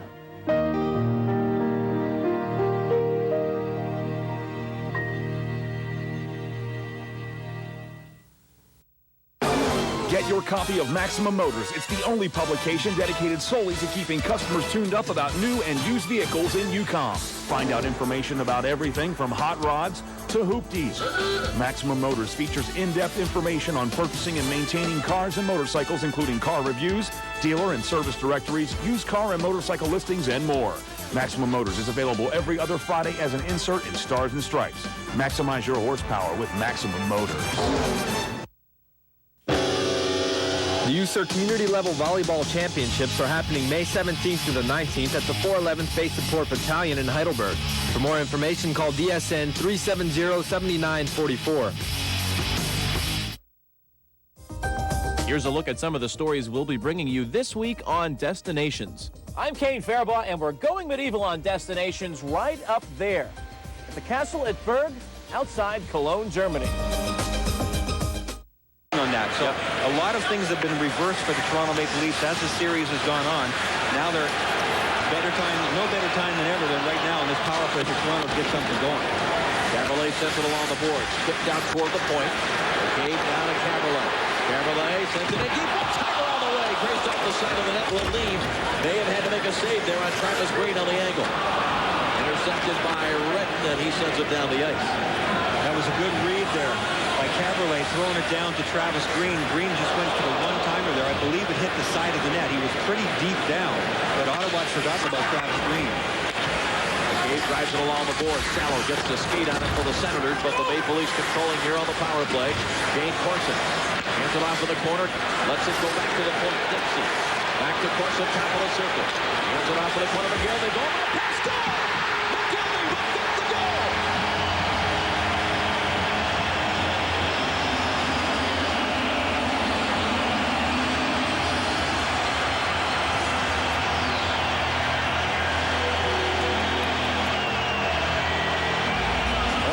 mentioned a couple of minutes ago that for Alexander Mogilny, he had 1 goal and about 10 great scoring chances, and that the odds always seem to even out. This wasn't even a scoring chance. 89 White, left of your screen. This will go in off of 5 Red's foot. He's just trying to center it, he being Mogilny. Looking in the middle, Salo backs right into his crease. Lalime is moving with the pass. Deadly combination for Ottawa. Well, you can see on that overhead that Salo turned his head to the right for just a split second, Brian. As a defenseman, you've been in that position. When the pass is coming from the corner, are you looking to almost play like a goalie and just block the pass directly back to the guy that throws it to the middle? Yeah, he's trying to read the play, but it's dangerous when you're that close to your goalie. Bad things happen. He shouldn't have been that deep. He could afford to front Mogilny a little bit more if he facing him. They're both trying to read the play, both the goaltender and the defenseman. A little bit of bad luck, obviously, too, there for Salo. Well, the team scoring first, a big advantage in Game 7s historically. Mogilny getting his 2nd goal of this series, his 6th goal of the playoffs, and his 30th career playoff goal. Number 89, Alexander Mogilny. He's shown a lot of leadership, Dave, throughout this series, especially early on when Toronto was still fighting with themselves about taking too many penalties. The emotion and the passion from the Islanders series have been killing them. And he was one of the guys that was saying, look, guys, we can't do that. We have to settle down here and keep our heads cool. And now he's coming through for them in the goals department, too. You mentioned it. It's been careful, especially on the Ottawa part, but they've taken 2 penalties. They still don't have a shot on goal here in the 2nd period. They've got to start establishing something in this Toronto zone. Right, and Toronto deserves a lot of credit. They played the game exactly the way they need to up to this point. Really on top of the tempo. They've made smart plays, and they're taking advantage now. Corson and Knighty going to the boards together. White is there for the Senators as well, and Shane Knighty able to come away with that loose puck. Under some pressure, though, from Mogilny. Knighty lost his stick, gets some help from Red. Senators out to center ice, but again, the Maple Leafs in the passing lanes. It comes down to Todd White. Corey Cross spins him around. Bird pokes at it, and Mogilny able to clear. Pearson hands it off now for Red. 1-0 Maple Leafs. They have the first goal of this Game 7. And with a guy like Curtis Joseph, the longer the game goes, the more the opposition begins to wonder, is 1 goal against us enough?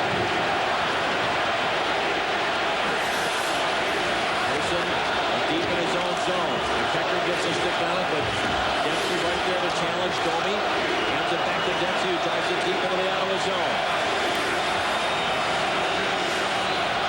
Corson and Dempsey each getting an assist on the power play goal by Alexander Mogilny. Decision. Now the right clock with some speed. Hands it off to Pecker. Tries to send it back toward Cujo, and it was deflected to the corner. Osa was checked on the play. Lecision held it in. Now the puck comes free. Domi tries to clear. Reichel sends it back along the boards behind his own net. Anders Eriksson has it there. And the Leafs just get it out to center ice. Osa backhands it just inside the Toronto zone. Dempsey is there. Comes to Domi again. It's backhanded. Inside the Ottawa blue line. Senators quickly get it to center ice. Hamlet has it there. Poked away from him by Eriksson, but held in the zone by Phillips. Now Gary Roberts kicks at it. Covered by Juhari Jalonen. Jalonen at the hash mark into the faceoff circle. Hands it off. Hamlet looking for somebody open. Goes to Phillips. Settles it down. Gets a shot away. Again, it doesn't get through. Poked down here by Hamlet. Wide of the net. And Hoagland for the Maple Leafs able to clear. Phillips able to get to it first. Now intercepted. With some speed, Hoagland tries a shot. And it's blocked right in front of the Lalime. And cleared off the glass and out. Toronto did a good job there, shutting off the middle of the ice. Ottawa was some sustained attack inside the Toronto blue line, but couldn't penetrate that middle quadrant of the ice, which is so important. Alexander Mogilny is an experienced goaltender for the Toronto Maple Leafs. He knows you have to be patient in the playoffs. Patience is paying off.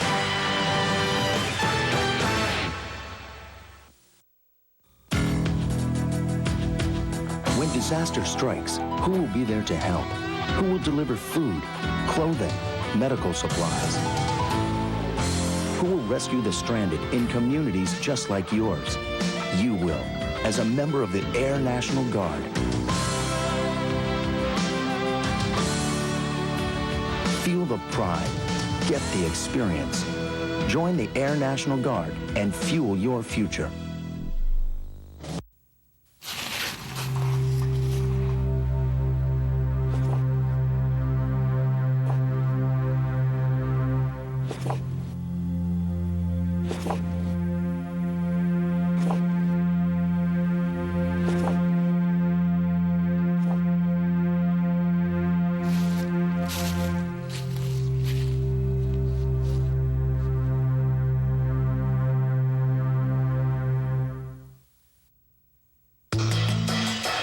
For news you can use, check out the new USERA website at www.hqusera.army.mil.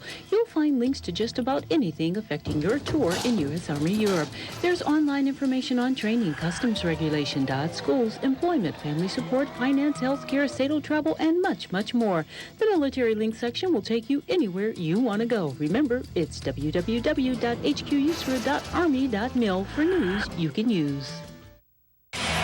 Well, the National Hockey League well represented. The Commissioner, Gary Bettman, on the left, Colin Campbell on the right. And we'd like to pass along special get well wishes to John Littner, who is the Chief Operating Officer and Executive Vice President of the National Hockey League, recovering from some surgery and watching Game 7 tonight.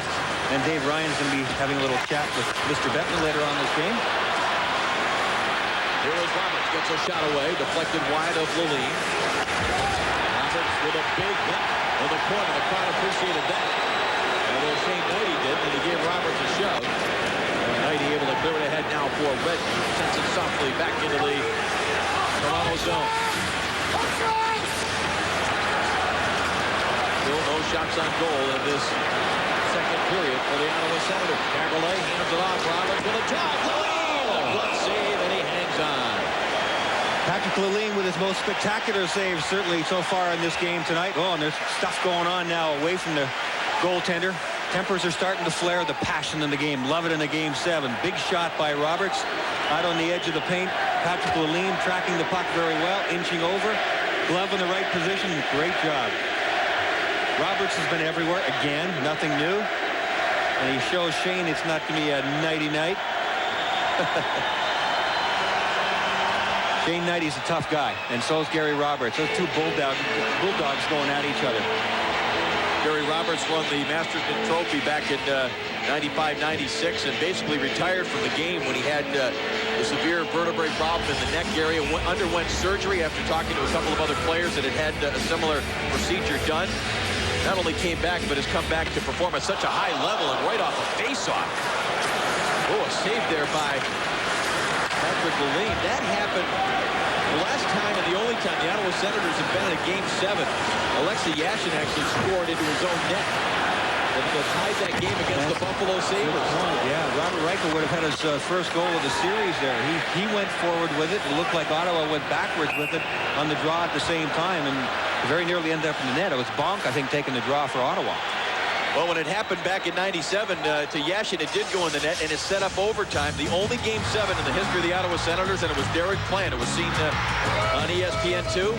End of the series and end of the season for Ron Tugnutt of the Ottawa Senators. And ironically, that night, Curtis Joseph was playing in a Game 7 for the Edmonton Oilers against Dallas.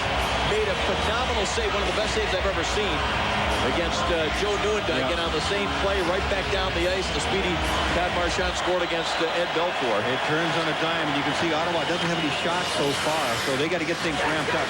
Toronto's been very impressive in this early stages here of this second period. They're really controlling the middle of the ice, and they're not letting Ottawa play their offensive game. Green to McGillney. McGillney trying to make a little shifty move there with a puck and a penalty coming, and it's going to go against the Ottawa Senators. And it was because Shane Corson went to the front of the net.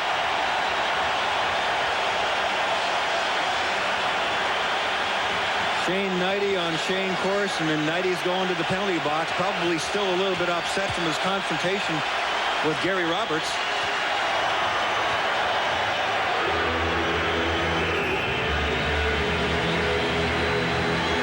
Things have a way of adding up. And Corson is a smart guy. He knows that Gary Roberts just put a pretty good lick on Shane Knighty.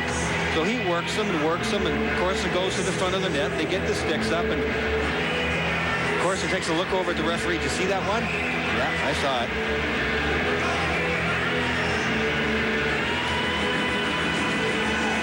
A tense time for Jacques Martin. He never shows very much emotion, but there's a little look of tension and feel of tension from here, and he's got a reason to feel it. What a huge penalty kill for the Ottawa Senators. I mean, number one, to go down 2-0, but because this penalty and the power play for Toronto comes so late in the period, to go down 2-0 with probably very little time to get something back before the second intermission. Amplifies the importance of the penalty kill for Ottawa that much more. Hopeless centering pass, and O'Connell was right there at the front of the net. It was a bang-bang play. Ottawa player down on top of the puck, and he's going to get a whistle. And let's go to Dave Bryant. Well, Dave, Maple Leafs coach Pat Quinn has been through 6 Game 7s in his career, including the first round this year against the Islanders. He was also the coach of Team Canada, remember, winning the gold medal in the game over Team USA. This morning, he said there are some similarities, the do-or-die pressure, success or failure, but the big difference, guys, expectations. In Salt Lake, he was expected to win gold and nothing else. Here, 7 regulars out of the lineup, 13 Leafs have missed time in the postseason. Just getting this far is a pleasant surprise. Yeah, that's right. The Game 7s are fun. I can remember, too, 1-1 and lost one. The famous too many men on the ice one against the Boston Bruins that we won with Montreal, and then we were beaten in Game 7 by the Minnesota North Stars, Bobby Smith and company. Pat Quinn has done a great job of creating that. It's the world against us, and we've got to just hunker down here in this dressing room and pull together, similar to what Wayne Gretzky did during the Olympics when he tried to make it sound like everybody wanted Canada to lose. It wasn't everybody, Wayne. It was just those of us in the States. Now in the corner. Oakland comes down, gives it back to the corner, gets the return pass. Here's McCabe, one-timer, set loose puck with a wide open net. But it's Jalona that got there for the center. McCabe again now out of the left point. Hands it off in deep, McCauley. Out to the line, McCabe. Oakland sends it in deep, centering it. Ted Roberts was there in the lead, coming off the post. Almost had that deflect by him. Much like the first goal did, and now the Senators able to clear. When Gary Roberts is out there, he will go to the front of the net. So it's 2 different looks for the Toronto Maple Leafs. Earlier we saw when McGinley was out there, they try to play the seams and move the puck around. They're not shooting from the point. Sports Center in game, part of our intermission report coming up. Celtics and Pistons playing a Game 5 as the Celtics try to close that out and get to the conference finals for the first time since the late 80s. And a preview of the Avs and the Sharks. Patrick Lalime has already had 1 goal go in from behind the red line. This one, first of all, was a good shot, the one-timer by McCabe. Nice job by Yolonen to come down low, the centerman, and clean up the loose change around there. And then right after that, there was a bid by the Leafs that actually started from behind the net, went off a foot again, and almost caught Patrick Lalime leaning away from the short post. 2 minutes, 18 seconds left here in the second period. 27 seconds left in the 90 penalty. McGinley into the zone, wraps it around the glass. Travis Green gets there, back to the point. Crosses challenge, good challenge there by Radek-Kahn. And now trying to get some speed going here is Hossa. Gets a shot away, and Joseph has to steer it aside. I'm not sure if that was outside the post or not. Great acceleration by Marian Hossa. Yes, Dempsey did a heck of a job of staying with him. Hossa with it again. Dempsey again stays with him. So far, have not given Hossa and the Senators credit for a shot on goal there. Travis Green for the red line. Hands it off for Corson. He dumps it in deep. Senators recover. Big penalty kill. It's over now for Ottawa. They've done the job to keep it at 1-0. A minute and a half before the second intermission. Turned over the ball by Ottawa. Leafs able to keep it in. Corson with a centering attack. It's such a tie and wide. It was McGinley again that had the chance. Phillips tries to clear it around. Alfredson recovers, hands it off. And Todd White starts it back now with Arvidsson. White into the zone, drop pass for Redden following up. And that was anticipated by Klaus. Corson back in good position defensively. Corey Klaus sends it around. Salo holds it in. Salo with a drive. Save Joseph. He finally has to handle a shot. Less than a minute remaining in the second period. Out to the point. Lecision. Shot blocked right back to him. Salo moving up from the point. Puck bounces by him. Good job by Salo to tie up the Toronto player and keep the puck in the zone. Corey Klaus getting it to McGinley. Off in his stick. Picked off. Yolanda takes off. A one-timer was blocked by Berg. Hockey Berg with the block there on Arvidsson. Now Alfredson sends it along the board. Salo gets there. Drops it back and it rolls out to center ice. This is something Ottawa has not been able to do this entire second period. Get their cycling down low. Reichel with a wrist shot on the playoff side of the Ottawa line. I've remarked it several times during the course of this series that the Ottawa Senators, when they get on their offensive roll, they get inside the zone, they get the play along the end wall in behind Curtis Joseph, and they stop the play, dead stop along the wall. They don't freeze the puck, but guys like Radek Bonk especially would get in there and just move the puck along. Toronto would have a tendency to get down low and overplay it, and Ottawa would get scoring chances walking out of the corner and walking off the end wall. But especially in this second period here, Toronto has done a terrific job of not allowing Ottawa into the zone for those sustained attacks. Well, even that last opportunity for the right wing boards that it looked like Joseph had to make a stop on, they still haven't put it up on the board. Yep. Zalonen. Now it's deflected by McKecker back into the Toronto zone. Gary Roberts has it. Roberts on around on the far side, tipped by McCauley, but not outside the line. Down to 6 seconds left in the period. And the Maple Leafs get to it. It'll be fired in from center ice. It deflects over the glass as time runs out in the period. The one and only goal scored by that man, Alexander McGillney. There's a couple of players coming together at center ice, so Lalime has been beaten once, and his team did not get a shot on goal against Pat Quinn's club in that middle period unless they change it on the official stats. 1-0 Toronto at the end of 2 periods of Game 7 at the Air Canada Centre Sports Center in game. John Butchergrass. Barry Melrose joins us later to talk about the Sharks and Avalanche Game 7 tomorrow night. Also baseball highlights in the NBA playoffs. The Boston Celtics trying to close out the Detroit Pistons in Detroit. Tonight they lead 3-1. Highlights from Motown next. Can I afford this test? Besides, I'm feeling fine. Sorry, Mom, I'm going to nag you on this one. Colorectal cancer is the #2 cancer killer. #2 cancer killer? Mm-hmm. I never even heard about it. Yeah, anyone 50 and over needs to get tested. Well, I'm going to talk to my doctor about it. Good. Thanks for nagging me, sweetheart. It's my job, Mom. There's good news. Medicare now helps pay for screening tests for colorectal cancer. But the best news is screening tests can help save lives.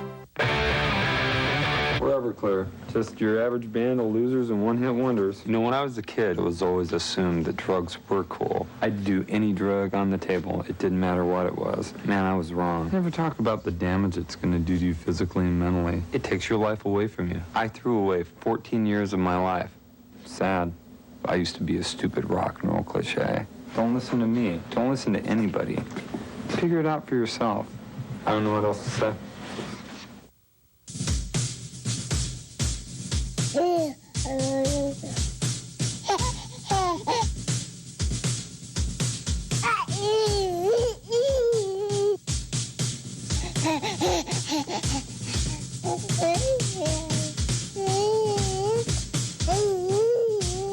Attention! For help in applying for your newborn's passport and social security number, contact the personnel office. It's a dangerous world out there, and protecting a kid is tough. I know. From abuse to bullies, drugs and AIDS. But you can ease his pain. You can help when the crisis strikes. I want to help him. You can. It's free. Call Kids Peace for 15 ways you can help your kids through crisis. Give your kids peace. Call 1-800-889-KIDS right now. AFN Primetime Tonight. I made plans to go to the singles weekend. Regina's on a singles weekend. Oh no. But can Steve handle it? Not Regina. She creepy. And on Bernie Mac. Those kids are not your roommates. It's time to draw the line. I know that. Roommates pay rent. Followed by Dark Angel and Boston Public. Viewers in Korea will see The District and ER. AFN Primetime Tonight.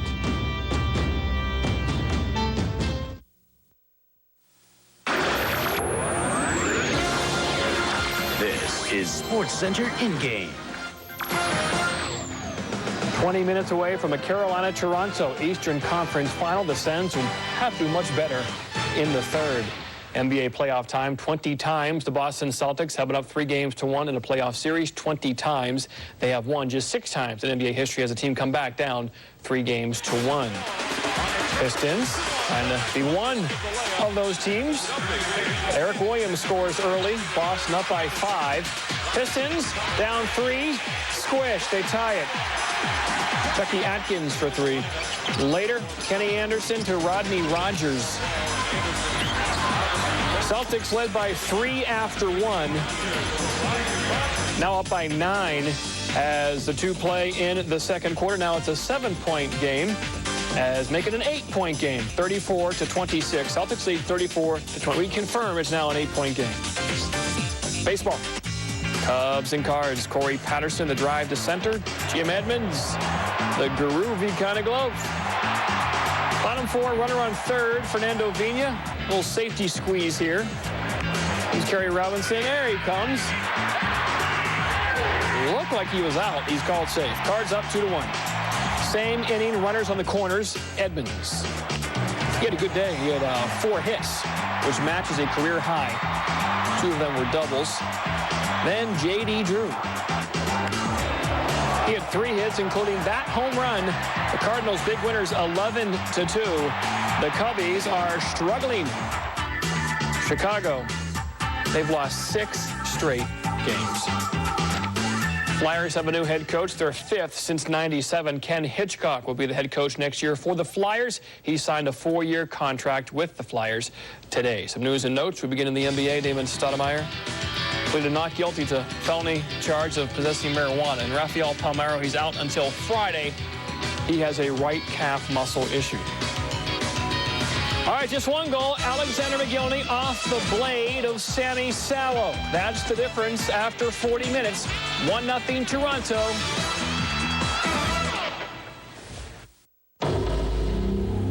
It's a thin line between newborn and stillborn, full term and premature, between healthy and sick. If you're pregnant or think you are, getting prenatal care early is the most important step you can take. Don't put your baby's health on the line. Take care of yourself so you can take care of your baby. Find out now about getting prenatal care. Call 1-800-311-2229. Hey, Sparky, come here, boy. Sit. Good boy.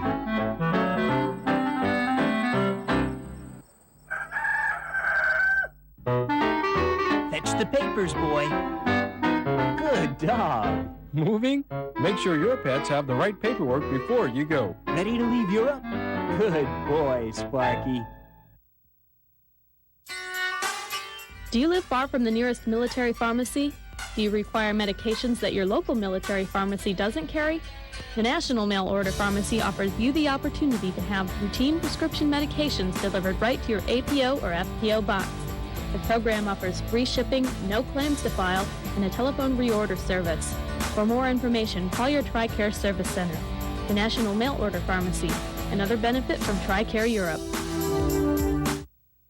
SNAP, Safe Neighborhood Awareness Program, a community-based volunteer program that gets neighbors helping neighbors to keep their community safe and secure. To find out more on SNAP, contact your local Provost Marshal's office. It's a SNAP. Freedom to think for yourself. To disagree with the government. Freedom to be equal. To be different. Freedom to raise a family. To marry the man I love. The freedom to worship the God of my choice. To live with dignity. The freedom to be me. To be whatever I want to be. Defending freedom for over 200 years. Become a coach with Child Youth Services and enroll your child in any CYS sport for free. Your second child can enroll for half price. Contact your CYS center for more information.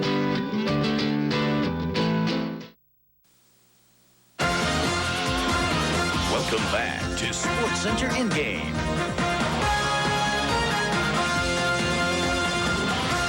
Barry's back. I'm John Butchergross. Game 7, Sharks and Avalanche tomorrow. And very veteran players do a lot of things for teams, but what they do very well is prepare. They know how to prepare to be at their best. Patrick Waugh obviously has learned this over time, how to prepare for Game 7s. You know what? It's almost like Patrick almost loses that Game 5 so he can just create a bigger essence of himself, a bigger legacy for this guy. Again, Game 6 against the Sharks, it was in San Jose. Everything was against him. They did not play well in Game 5. Patrick played spectacular. He was great. The right shooters for the Sharks got chances late Timo Solani, who's really on fire. Great chance. Patrick clears the puck, stops it. Adam Graves, another veteran, goes to the front of the net. Strong right leg there by Patrick Waugh. Right here, Sundstrom goes in. Nice shot. Look how aggressive Patrick is. Little people's elbow there at the end just to send a message. Stay away from my crease. No one's been here more. This is his 11th Game 7, more than any other netminder in NHL history. He's won his last 3, including a 4-0 shutout and final game against the Avalanche. The Sharks are very, very comfortable in Denver this year. They're 4-1 in Denver. They've won 2 of their games in this series, also in Colorado. Well, let's face it. We talked to Daryl Sutter before this playoff series starts and says, look, you're going to be a best of 1 against the Colorado Avalanche. He doesn't care where he plays. So this is fine with the Sharks. They're playing very well. They could easily have won Game 6, but the wild card is Patrick Waugh. Without a doubt, he's done it more, just like you said. He's won more, just like you said. And I can guarantee you the Detroit Red Wings are hoping that the Sharks win. Not out of disrespect for the Sharks, just that they do not want to face that legacy and that legend in the next round. And as far as travel goes, I really think travel favors the Sharks because they're a West Coast team. They travel more than the Avalanche do. They're used to going coast to coast and playing a ton of games. They're used to going on road trips, 7 games in 11, 12 nights. So travel will favor the Sharks. They won't be as tired as the Colorado Avalanche. Bob Hartley stays with Forsberg and Sakic on the same line? At times. He'll use them when he needs to, just like he did in overtime. All right, Game 7 right here. ESPN tomorrow, 9:30 Eastern, 6:30 in Manhattan Beach, California. Close to El Segundo. Sharks and Avs on ESPN. Our Game 7 score is Toronto. They lead 1-0 after 40 minutes. The winner plays Carolina in the East Final.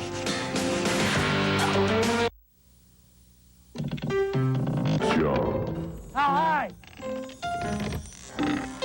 Jump. How high? Jump. How high? Jump. No!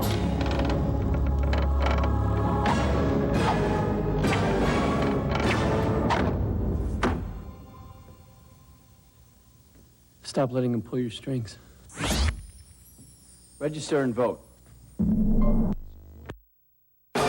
Get your copy of Maximum Motors. It's the only publication dedicated solely to keeping customers tuned up about new and used vehicles in Yukon. Find out information about everything from hot rods to hoopties.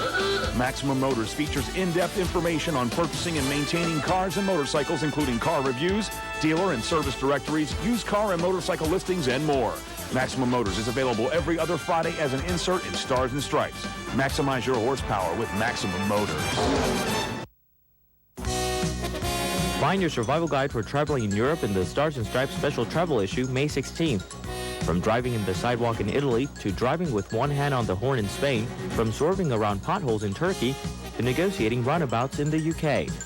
Traveling with kids? No problem. Find out about inexpensive hotel chains. When and where do you need a passport? Find the answer to all your traveling questions in the May 16th edition of Stars and Stripes. What's wrong? Look who's watching. Sorry, ma'am, but we didn't know your little girl was there. This show might be on another regional AFN channel, one that's intended for shift workers who can't watch us during normal prime time. Or this could be on any channel, and she just happened to catch a show with adult content. Either way, it's good to know you're keeping an eye on what she sees. Staying tuned into your children means tuning in to what they're watching. Hey, what's up? Do you have an innie or an outie? Innie all the way, dude. I have an innie. Hey, you know what would be funny? If someone, like, pierced their outie? That's stupid. That's so corny. Shut up and dance!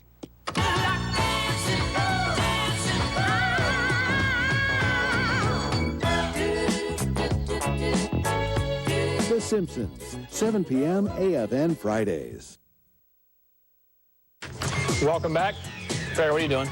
Butch, how do you spell NHL.com? What's Anna Kournikova doing in the bathing suit? Oh. Now, you can go to NHL.com, of course, and log on and go to NHL.com. Yeah, not what Barry's on. And go to your game cache. You can follow along, of course, all the playoff games. It's a great site. I got chats in there too. Do you? Yeah, I do. On NHL.com or ESPN.com? ESPN.com. That's a good one too. They're both real good. A lot of strong hockey coverage. NHL.com. Go to it often. Third period from Toronto's on the way. Barry, get that off now. One of the legends of Hawaii's Ohia tree revolves around a handsome chief named Ohia. who was in love with a beautiful woman named Lehua. One day, the volcano goddess Pele saw Ohia and wanted him as her lover. But Ohia refused. Pele was furious and turned Ohia into a gnarled, ugly tree. When Lehua learned of this, she offered her own life to Pele to spare Ohia, but the goddess said no. The other gods could not undo Pele's spell. Instead, they turned Lehua into a beautiful flower and placed her on the tree so the two lovers could be together forever. So now, when a flower is picked from the Ohia tree, some say it will rain because the gods are weeping for the separated lovers. The legend of the Ohia tree, one of the many magical legends of Hawaii. Where did all these people come from? There's only one website that provides all the Navy news you need to know. I'll tell you where. The future. The Navy Newsstand, providing news at the speed of light.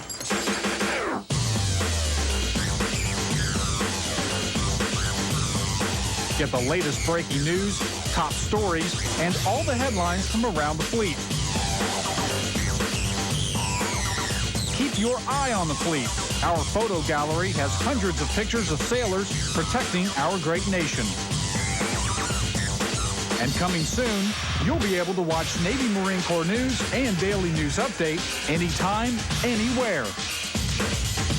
www.news.navy.mil is an easy-to-navigate site with fresh information. It's the one site you can't live without. We're all different, but when it comes to our sons, our daughters, our grandchildren, We're really all the same. We love them and wish so much for them. Happiness, success, a loving family, and a safe world to live in. Does that change if they're gay? No. It may take courage. It will take understanding. But all of our children, straight or gay, need our acceptance, our support, and our unconditional love. Choose to understand.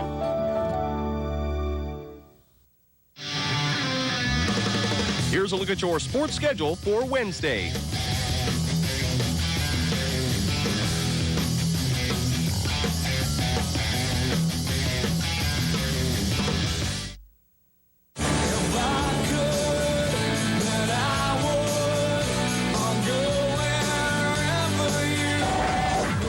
Fred, we're taking damage down here. What's going on? Just a little trouble with the bad guys.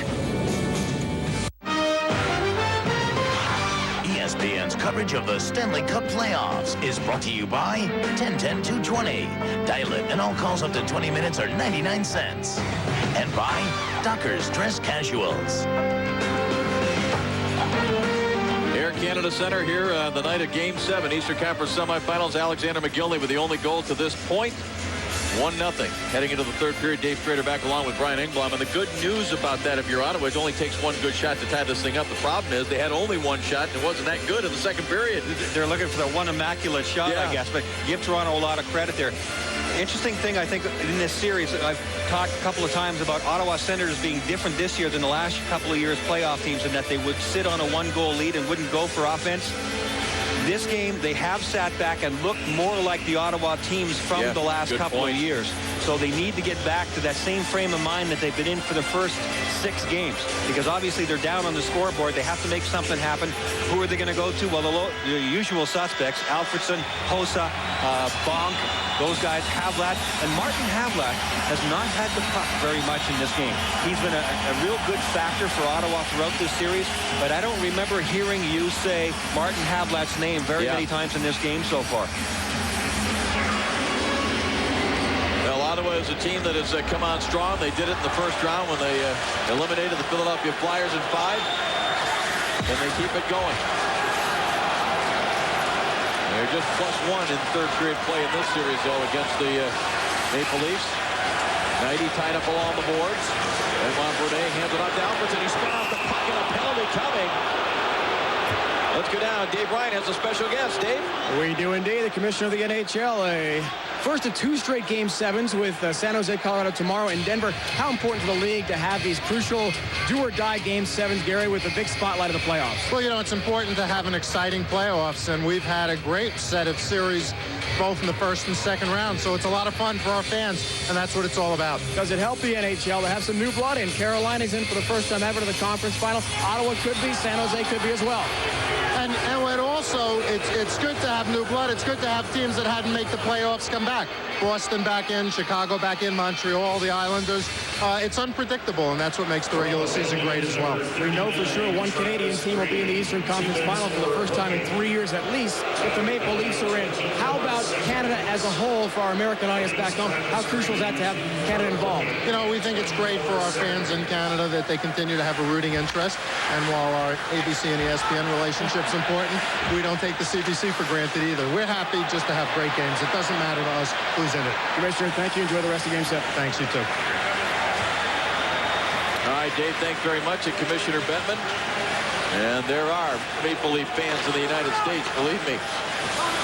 We're watching this Game 7 and probably some Senators fans as well, with Toronto leading this one 1-0, and McCabe down on top of the puck, and he better be careful he doesn't get a delay of game penalty. Bill McCreary and Don Koharski, 2 veteran seasoned officials, and that might be what McCreary was just talking about with Mr. McCabe. Move the puck when I tell you to. You bet. Brian McCabe gets hit pretty hard from behind here, and I think it startled him a little bit, and he did the right thing because he knew a loose puck with him down would cause problems for the Toronto Maple Leafs.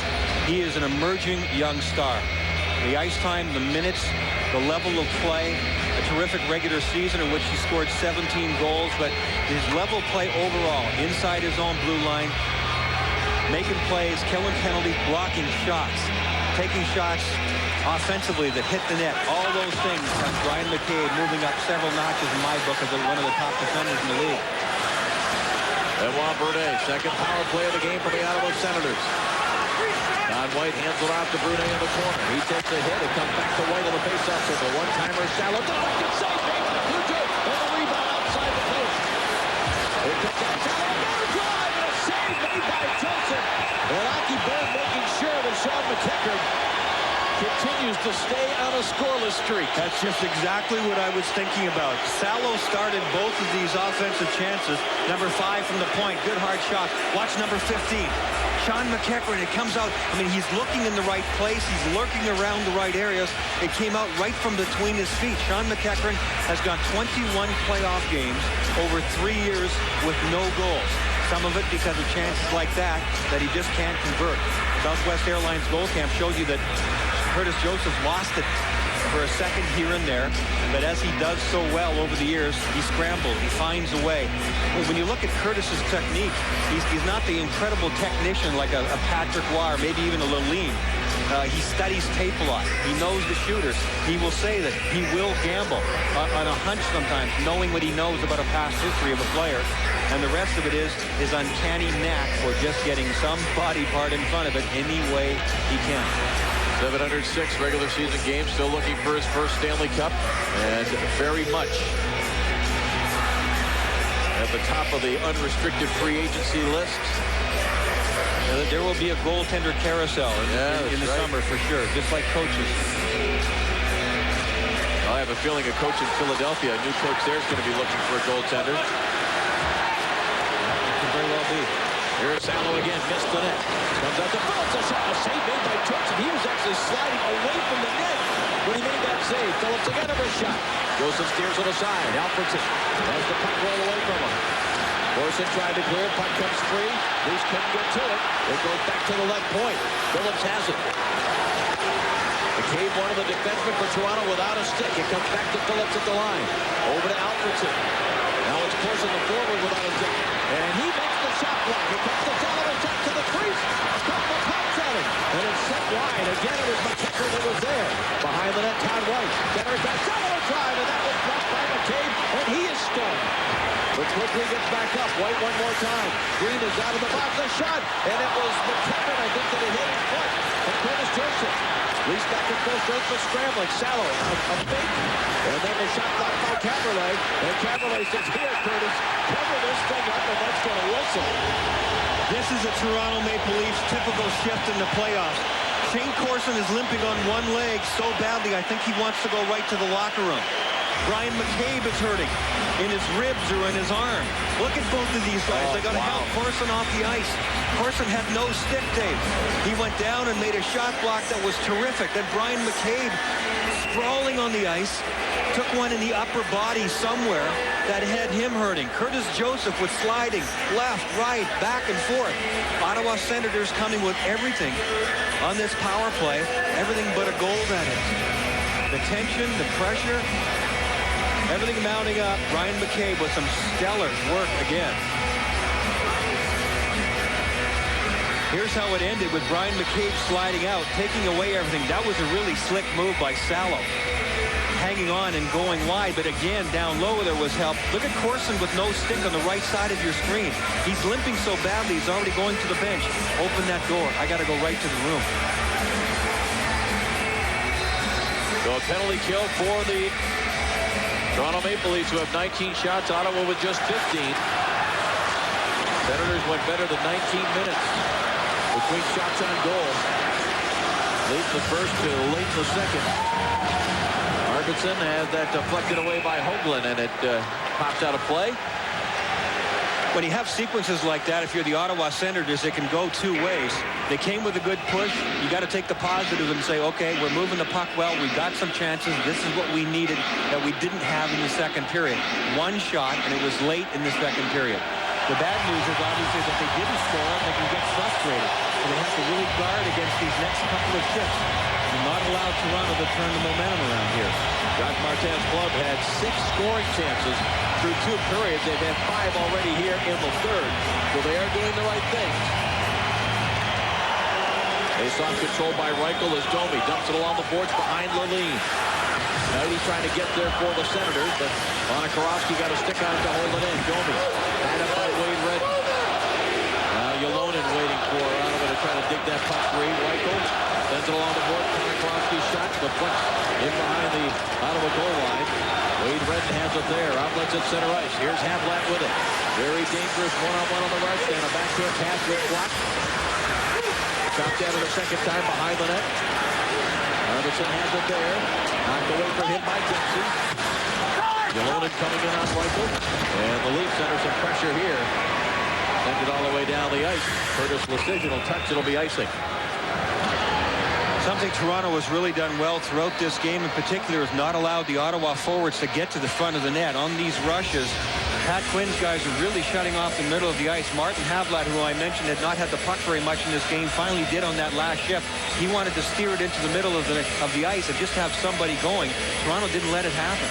You know, that graphic we just showed there the last time that Toronto won a Game 6 on the road and then came back to win a Game 7 at home. The 1964 Stanley Cup Finals against the Detroit Red Wings. That was the year the famous Bobby Baum scored in overtime in Game 6 with a broken ankle, and they come home to win Game 7.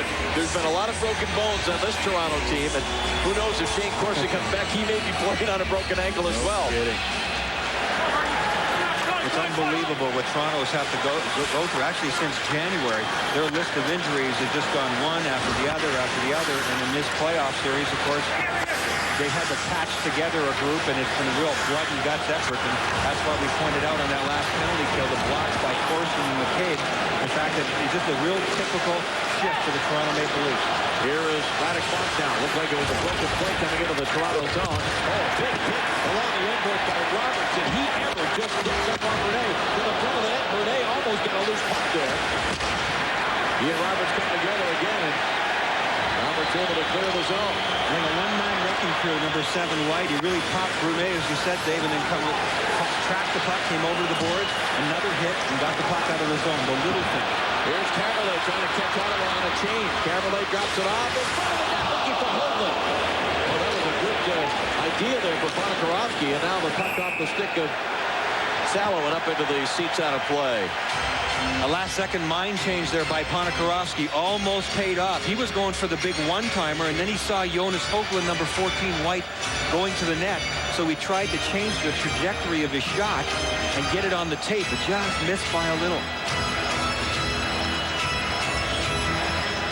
Jacques Martin's Ottawa Senators 6 straight years in the playoffs. The only Canadian team that can make that claim. As Dave Ryan was talking to Commissioner Bettman about Canadian fans having a rooting interest. And I think in fairness to the Canadian teams and hockey fans in general, fans in the United States that want to become fans of the National Hockey League have to know about the tradition and the history of these great franchises up here. There's a lot of it up here for sure.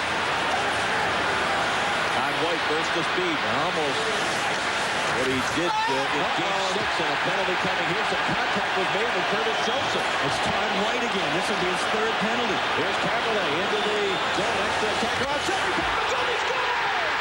Alexander McGillney!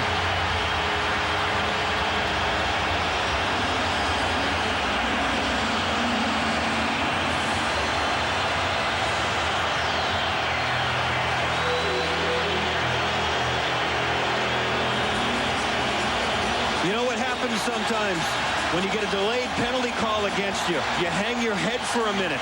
You don't back check. You don't get your mind back into the game. Ottawa Senators guilty as charged on this one. Toronto on the fly with the extra attacker, and Alexander Mogilny, who has the golden touch back again. His scoring chance is starting to add up here. He doesn't miss very often when you give him a great chance. A terrific pass right across from one side of the ice to the other. Lalime couldn't track it in time, and even at high speed, Alexander Mogilny puts it inside the far post. It looked like it might have hit the skate of McCabe, who was trying to get his foot out of the way. Well, what a play by Caberlet. Well, Mogilny scoring 1 on the power play, and the second with an extra skater on the ice. It'll go in the books as an even strength goal.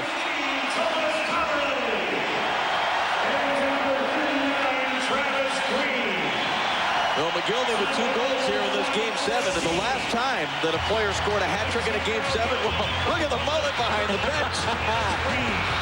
It was none other than Wayne Gretzky. This is when Barry Melrose was at his coaching best, when he could put a guy like 99 up there to score 3. He was a genius. No doubt about it. You thought he was just good on the computer. And the other Gretzky, Walter. He's still signing autographs. He is. I think I'll sign Wayne this time. Caberlet and Green on the assist. Mogilny criticized for not producing enough, and boy, does he come through. A one-time 76-goal scorer in this league, Alexander Mogilny. He really changed his game, Brian, when he played on that Stanley Cup winning team in New Jersey. Remember Larry Robinson calling him the best third-line right winger in the history of the game. No kidding. Because of what he was capable of doing. A steal, Robinson drive, a save by Lalime. And the play was offside, but it happened so quickly, there was no chance for the whistle. Oh, it wouldn't have counted, but you have to believe that Patrick Lalime's heart stopped for a second. It remains 2-0. Throughout the history of the armed forces, service members have maintained a long-standing tradition of volunteerism.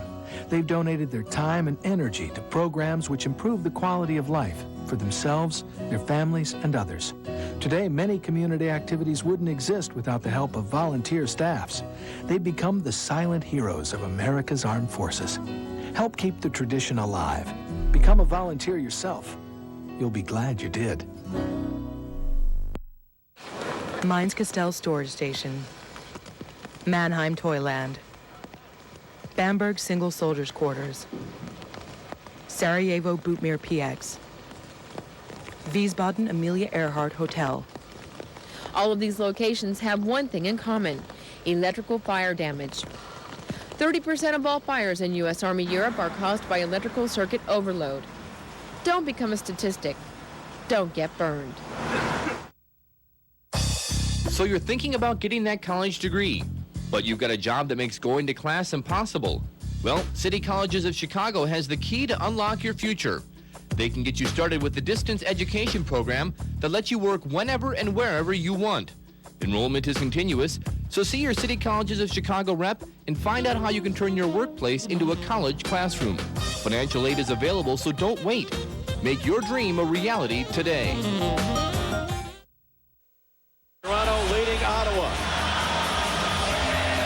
Only 8 previous times in Stanley Cup history has a series gone the first 6 games where the teams have alternated. That's the way this series has gone so far. Ottawa winning the odd number games, Toronto winning the even number games. John Butcherbrad said at the top of the show that's good news for Ottawa. That is, if they can win this particular odd number game.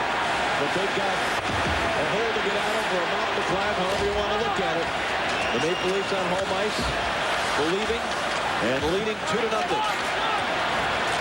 As Corey Cross from his knees trying to clear, and he put it over the glass and out of play. Well, Todd White was in the penalty box when McGillney scored his first goal, and he was headed to the box when this one was scored. Yeah, and this was going to be a bad penalty. This is the delayed penalty call we were talking about. It's been a tough night for Todd White. See, Curtis Joseph was headed for his bench. That's because of the delayed penalty call. White held up for a second, but Todd White wasn't the only guy that held up. A couple of the other Ottawa Senators hesitated in the neutral zone. In the meantime, Alexander Mogilny got up speed. Thomas Caberlet is a man who carried the puck inside the zone. And Toronto was able to sting Ottawa for that goal without having to go on the power play. Well, McGillney doesn't have the hat trick in this game, but remember, he had the game-winning goal, the last goal that was scored in Game 6, so he has scored the last 3 goals in this series after getting none up until the third period of Game 6. And he was their leading goal scorer against the Islanders, too, I believe, with 4. Yes. And McGillney's going to ice it here. We have penalty coming, and a stick hit an Ottawa Senator player up high, and you see him struggling to get to the bench, and Bill McCreary is going to take a look at the Ottawa player that is hurt, and that is Benoit Brunet. And that happened behind the play. I didn't get a good look at that. This could be a real momentum changer here. The play was already coming out of the Toronto zone, and Brunet was cut by a high stick. It looks like Brian McCabe, of all people. And if there's a cut there, it's probably going to be a major 5 minutes, or it could be a double minor. 24, 20. There, it was right there. Yep, it is. I didn't notice that. Yep. So double minor for high sticking for Brian McCabe. So a bad break here for Toronto. Ottawa's got to capitalize here. Well, the excitement of this Game 7 will carry right over to tomorrow. Another Game 7. It'll be the San Jose Sharks. Can they rebound from losing at home up against the defending champions, the winningest goalie of all time, Patrick Roy, the Avalanche, tomorrow at 9:30 Eastern. Steve Levy, Darren Pang, Tony Granato will cover the action. And let's get to our Nivea League leaders. 2002 playoffs, leading point producers, Forsberg. We have so many great comeback stories, and 2 of them side by side there, Forsberg and Roberts. And, of course, Joe Sakic continues to produce at his usual terrific pace. Peter Forsberg don't need no stinking regular season. Come in for the big games. Well, McCabe getting the double minor. Well, the Ottawa Senators must do something here. 4 minutes of power play time. It comes out to Alfredson at the right point. He sets it up now for Bonk. Radek Bonk back to Alfredson on the far side. Toward the front of the net. It'll carry all the way to the boards. And Bonk will chase it down. Bonk to the faceoff circle. Hands it off. Hossa fakes, goes out to the line for Red. Wade Red back to Hossa. One-timer. Misfired on it. Red moving in. McGillney and McCauley are out there as the 2 forward penalty killers for Pat Quinn. Now Bonk off the boards for Hossa again. Hossa into the faceoff circle. Had it pumped away by McCauley. Hossa recovers. Marian Hossa trying to create some room with those penalty killers, and we're going to have a penalty against Havlat, I believe. He was battling with Corey Cross. And the one thing the Ottawa Senators could not afford to do, and that was negate this power play opportunity. That's for sure. That's just the wrong time to be doing that. Yeah, you have to fight for space in front of the net, but Martin Havlat takes a really big penalty here at the very wrong time. Number 9, Red. Just one too many cross checks. Corey Cross played that one up too. Corey Cross did a good job there of going down at the right time. That kind of stuff goes on all the time, but you have to be careful in a situation like that. Ottawa was showing good calm there. Marian Hossa was the guy in control with the puck all the time, and that penalty happened away from the play.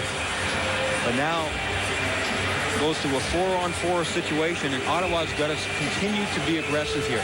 They have the skilled players. They've got to keep their tempo up and not lose any momentum because they've lost their power play opportunity for the next few minutes.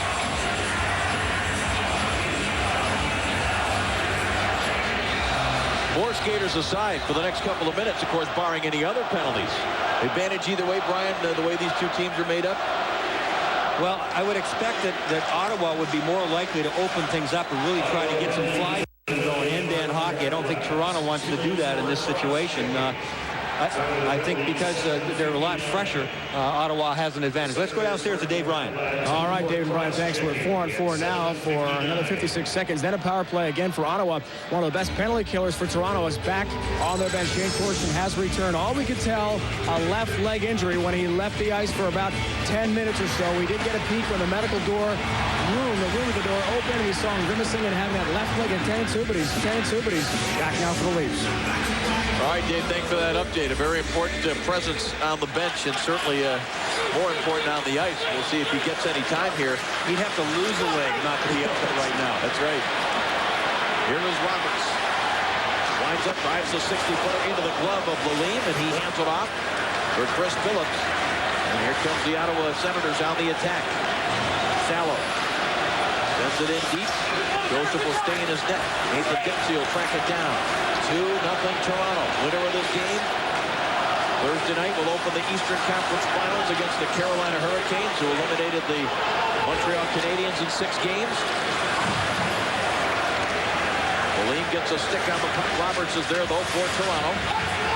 Cycles it back in deep. Sallow now. Challenged by Reichel. Redden goes back to Sallow.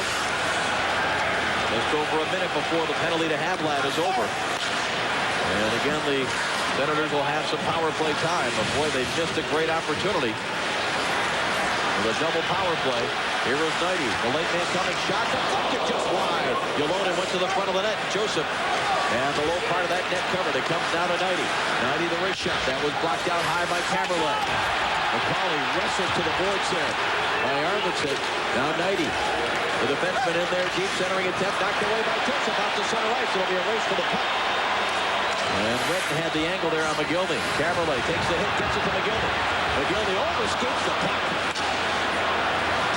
And back comes Arvidsson now. One of the things Ottawa seems to have lost here, especially on this 4-on-4, is their attack on the rush. They seem to want to get up the ice and get inside the zone and start moving it around like it's a power play. They don't seem to be even looking for shots on the rush. I think that's wrong. Toronto seems to have that more implanted on their mind. Gary Roberts in particular will come down. He'll just let it fly if he's got nobody with him. Shot is wide of Curtis Joseph from the far side by Sallow. Havlat goes to the bench. He'll be replaced now by Daniel Alfredsson, the captain of the Senators, is out here now on his power play to try to make something happen. Marian Hossa sets it up straight away for Phillips. Back to Hossa. Phillips, the wrist shot, save made by Joseph. Hossa again, in deep, sends it out to Bond. Straight away Phillips. Bond to the top of the circle, drives the shot to put the save. Rebound, Hossa was checked. Joseph would have made the save. It comes back down to Phillips. Now on the far side, Sallow again. Back to Phillips, the one-time. Oh, a shot blocked by Green. He may have been turned around, and that hit him where there was no padding. But a great sacrifice for the body. Again by another member of the Maple Leafs. And Lalime with Terry Roberts throwing his body at him. Has to hang on. Travis Green joining the list of thousands who have played great defense here and will sacrifice any body part they need to in order to get a wing. 39 White will lay down and that right foot. Top of it looks like right on the laces. There's nothing there. It's just bone. Might have been inside of the foot. No better there either. Look at this. Oh, my toe. That gave us the answer right there. Thank you, Travis. He has done a great job in so many departments. We talked about the face-offs. In a couple of games, he's either led or been at the top of the list in hits for his team and also blocked shots in situations just like that are so critical. McCauley wins this draw cleanly. Caberlet made the great play on the second McGillney goal. Sends it in deep. McCauley taking down the puck underneath them. Ryan White able to dig it free. Out of the box comes McCabe, so they survive the 4 minutes. Of course, 2 minutes of it plays 4-on-4. And that's big, boy. That whole sequence, big for Toronto. Roberts has it. Roberts center ice just lays it softly into the Ottawa zone.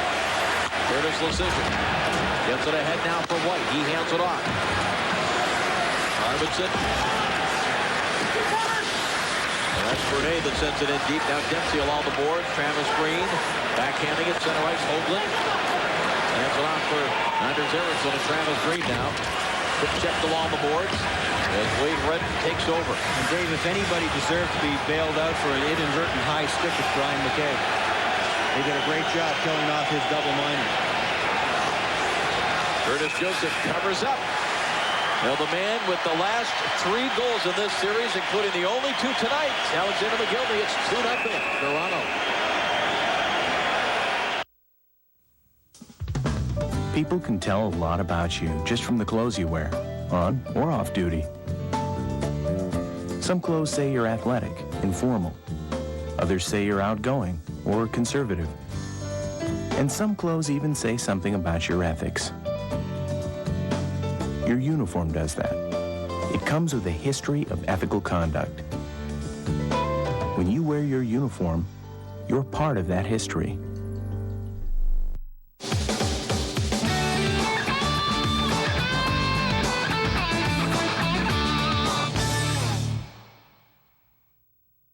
Arises from the type of music it presents, a uniquely American music called country music. Like the nation it entertains, country music is a combination of elements from other lands. Country music borrowed the guitar from Spain, the mandolin from Italy, and the violin and string bass from Germany and England. Although the early country music was entirely instrumental, singers added a voice to it in the late 1930s. Those who heard the Grand Ole Opry on radio began flocking to Nashville to see the stars perform, and the Opry outgrew several auditoriums as it tried to accommodate larger and larger audiences. The increasing popularity of country music not only made Nashville a major recording center, it also enabled the Grand Ole Opry to build a permanent home as the centerpiece of a large entertainment complex. Alexander McGillney, 24 goals during the regular season. Not much by his standards, although he missed 16 games during the regular season. Sometimes 76 goal scorer. One of the most dangerous goal scorers throughout the decade of the 90s. And he's come up with 2 goals here tonight. And he showed those great hands on that second goal. He didn't have much of a net to shoot at at such a bad angle. Got that pass and shot it all in one motion. Comes back toward the point, and it's knocked out to center ice, and it was knocked out by a Toronto player with a glove and touched by McGillney, a hand pad. Well, let's take a look at our Game 7 storyline. McGillney with 3 goals in the last 2 games, has 5 goals now in 6 career Game 7s. Senators eliminated by the Maple Leafs in the last 2 playoff years, both in the first round. And the Wizard put the good goal dust on the number 89 stick, apparently.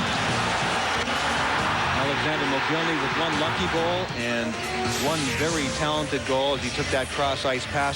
You always want to get goaltenders moving from one side to the other, and that pass by Caberlet through all those people is what really made the chance for McGillney. Now the people were wondering, is she a good witch or a bad witch? Obviously a good witch. Really like Sherlock. Toronto Maple Leafs looking to advance to the Eastern Conference Finals against Carolina. That'll open up Thursday night. Now Phillips hands it off. It comes to Alfredson. He tried to drop it back, nearly popped it up, and Alfredson stayed with it. And the Senators come out to center ice. Havlat dropping it back, and now the Maple Leafs making it very difficult. Come through the neutral zone, kind of in that 1-2-2 setup through the neutral zone, Brian. Oh, yeah, it's going to be like sand going between the blue lines for the Ottawa Senators now. I mentioned in the first period that Toronto was going to have to do something about Daniel Alfredson because he's been so effective, the leading goal scorer in the playoffs, tied with Gary Roberts. And Alfredson hasn't had any scoring chances either. They really have done a good job on him in the second period and now in the third period again especially. A lot of pressure on him, a lot of focus on him, and well, it should be. Toronto is not stupid. They've been focusing on Daniel Alfredson, and they are shutting him down.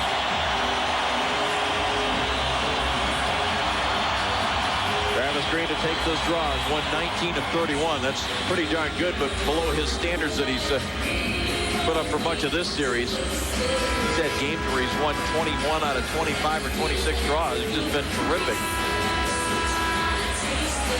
That's Juha Jalonen that will take this draw against Green. 7:06 on the clock. And the timekeeper is blowing the horn, wants to point something out to the officials. You can only guess that it's a problem with the time. And whatever was said to Bill McCreary is satisfactory. And Benoit Broudet, who had gone down to the Ottawa dressing room, is back on the bench. Probably just an equipment problem, as he was skating just fine. Iverson battling there with Caberlet as the puck goes to the corner. Deep in the Toronto zone. Caberlet digs it loose. Neal gets there. Now taken by Green, and he'll wrist it down the ice. And we may see a lot of this by Toronto. They'll take the icing call here on the touch-up by Pearson.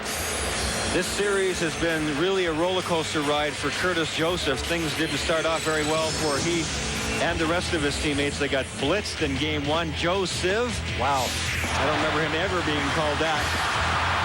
And tonight he found a way to get in front of everything. With Curtis, he has tremendous reflexes. He challenges. Things aren't always tidy for him, but it's not about being tidy. It's about what the score is right now. He doesn't give a darn what his stats are, what his save percentage is. All he's worried about right now, and he's got experience. He's been in this is his seventh game 7, and he'd like to go over the 500 mark. He's actually 3-3 at this point. Well, he bounced back from that game 1 with excellent performance in that triple overtime game in which he was named the number 2 star. Gary Roberts got the number 1 stars for scoring in the 3rd overtime.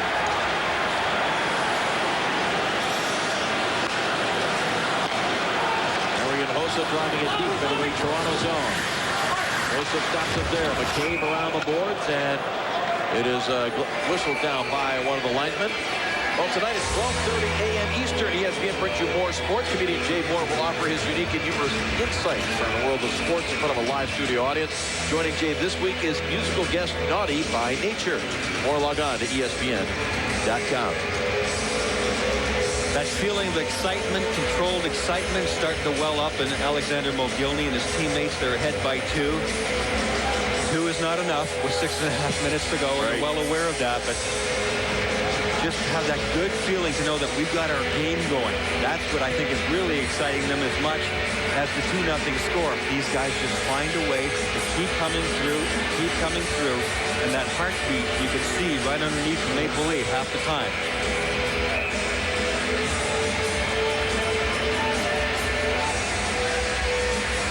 Alan McCauley, number 18, to take the draw against Radek Bach for the Senators. And it's controlled by Ottawa. Bosco tied up. McCauley took him right down to the ice, and the puck cleared by the Maple Leafs. Wade Redden back to get it. Up the middle for Bonk. Bonk now plays it off the far boards into the Toronto zone. Caberlet back to get it. Oakland had it knocked away.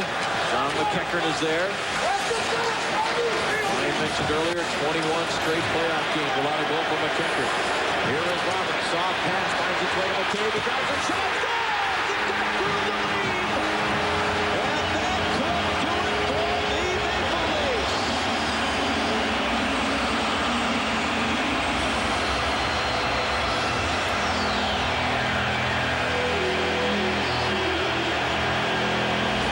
This is a very fitting goal. The pass will come from Gary Roberts, who's been the workhorse and the leader. And they'll make it to Brian McCabe, who's been their big horse on the back end, who jumps up on the play. He just handles the puck. The puck was rolling, and it finds the 5-hole. Ottawa overbalanced on the one side. Everybody shifted over to try to go after Gary Roberts. Nobody looked at the back door. Brian McCabe had to handle that puck, and even though he was fading away from the center of the ice, Patrick Lalime let that one slip through. The magic is starting to really build in this building. McCabe getting his second goal in this series. He got the first Toronto goal in the Game 6 comeback during that 5-minute major penalty in Ottawa the other night.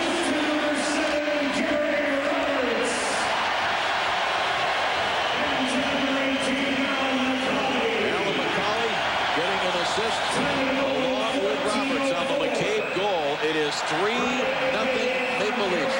The Wizards sprinkled some dust in the sticks of the Toronto Maple Leafs, and oh man, is that dust at work right now. Brian McCabe makes it 3-0.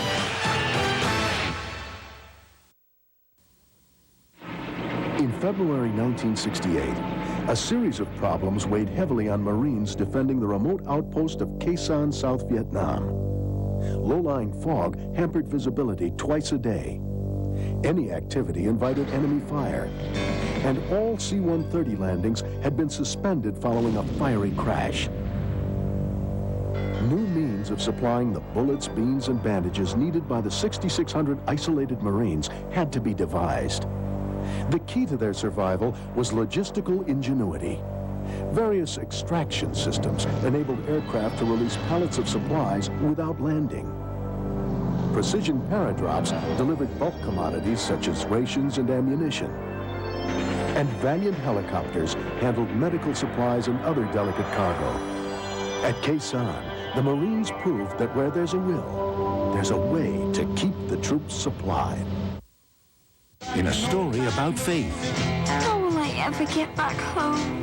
Trust. The only way out of here is to fly. I can't fly. And pixie dust.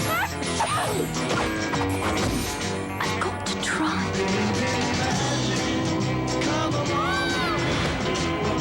I'll always believe in you, Peter Pan. Peter Pan in Return to Neverland.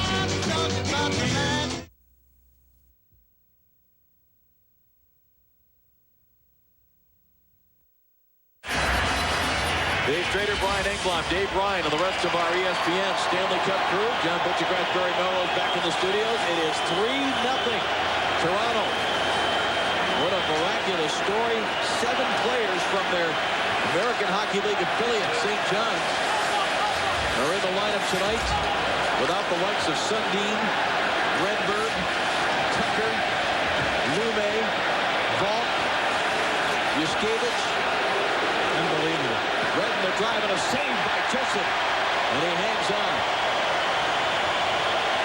There's a feeling in this building that has emanated from the players, obviously, and what the Leafs have been able to do. And we got to find out if the Wizard actually goes on the road. Because if my dust really, really works, and I bought it at Kmart.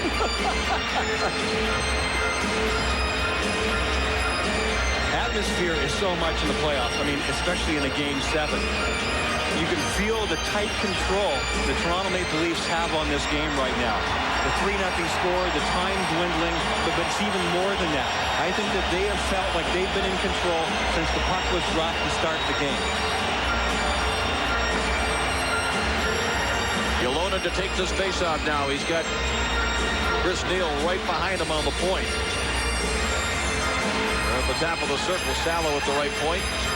Travis Green, the face-off expert, and the puck wasn't dropped.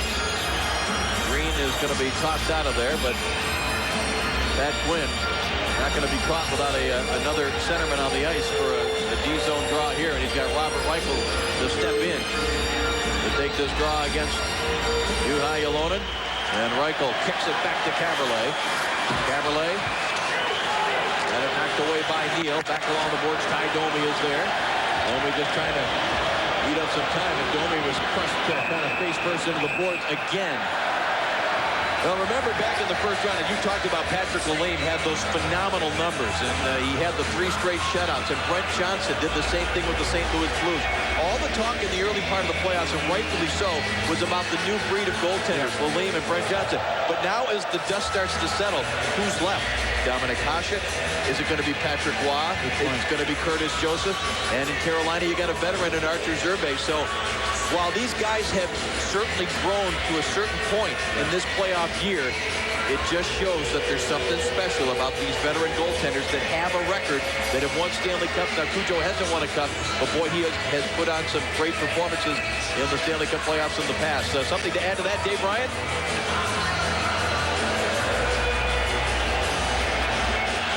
We'll get to Dave Ryan in just a second. Good point, though, about the goaltenders. That's right. It's a building and growth process for these goaltenders. They have to go through some good times and some bad times, but you're right. The same guys seem to come through year after year, and we underestimate a lot of times just how little margin for error goaltenders have in playoffs, never mind Game 7. McCabe plays it ahead too far for Ponikarovsky. They waved off any icing. Domi coming in looking for a big hit. He lays one on Curtis Decision. Just over 4 minutes left in this game, and it looks like in the season for the Ottawa Senators. Backhanded by McCabe out through center ice. It'll be chased down by Shane Knighty. Lead pass here, and it's picked up by Wade Redden. He tried to backhand it in front of Joseph, and it didn't get through. Now Roberts trying to play it along the boards. Sanders Eriksson took his man down. Now McEachern tried to center. Dempsey along the boards. Ottawa coming with the full court press here. They got nothing to lose. Wade Redden, as he has done throughout the series, when he feels like they need to get something going, Redden's right down there like a fourth forward in behind the Toronto net. There are 4 Ottawa Senators below the goal line. Wide lane. Yeah, that's right, exactly. And a perfectly placed clear as Neal giving a shove there to Nathan Dempsey. Then it might start to get a little bit nasty in these last couple of moments. The great rivalry here, of course, Ottawa is the capital city of Canada, but Toronto considers itself the hockey capital of the world. And all of Canada has been riveted by this matchup. 3rd year in a row they've met in the playoffs. The last 2 years has been in round 1. And with a chance to go to the conference finals, it's the Maple Leafs with an injury-depleted lineup that have risen to the occasion. Well, who will rise to the occasion tomorrow night? Another Game 7. Owen Nolan, the captain of the San Jose Sharks. They know they can win at the Pepsi Center, but can they win tomorrow night? It all begins at 9:30 Eastern on ESPN. That was a gutsy win by the Avalanche in the Shark Tank the other day. Hanging on late, going into overtime. Oh, man. The big guns come through for them. It's going to be a Game 7 in Denver.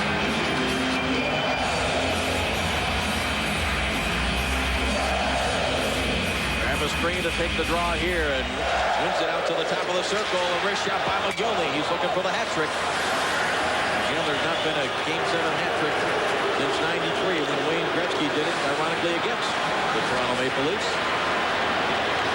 Here is Green, sets it up McGillney. And back on the near side, Shane Corson's shot. Corson is back out there and skating after having that painful shot block earlier in this 3rd period. Down low for the Ottawa Senators. Well, Brian, I thought you made a great point as the Senators shallow brings it up to center ice, talking about earlier in this series how the Senators seem to have evolved as a team and not just sitting on leads, as that nearly came out in front of an open net. But on this night, it seemed like the Ottawa Senators of old not quite knowing what to do. I think they sat back a little more, but I think that Toronto just got so much better as this series went on. And tonight I'm really impressed with the way Toronto has played in the middle of the ice and the way they've set it off. So a combination of both. I think Ottawa was a little bit tentative, and they did remind me of the teams that lost out in the last 2 years to Toronto by sitting back maybe a little too much and not being confident in their offense. But Toronto, again, doing the job of taking that away from them. It's all well and good to say, well, we'd like to do this, but you still have to execute it, and Toronto has taken that execution away from Ottawa. And Senators not quite knowing what to do once they fell behind, especially 2-0. And this will be an icing call here with 1:34 on the clock. The crowd at Air Canada Center as one come to their feet. Back-to-back 7-game series and back-to-back Game 7 wins on home ice. And this team that looks more like a MASH unit, you could look for Hawkeye and Klinger somewhere in the background. Intravenous drip setting up. The trainers for the Toronto Maple Leafs have been an important part of the team as well. And this depleted team that has done so much here will only have 1 day in between. And then they go right back against the Carolina Hurricane on Thursday. But Carolina, beware. This dog has a big bite, and it doesn't matter if they're limping or not. Another face-off win. Roberts with the clear.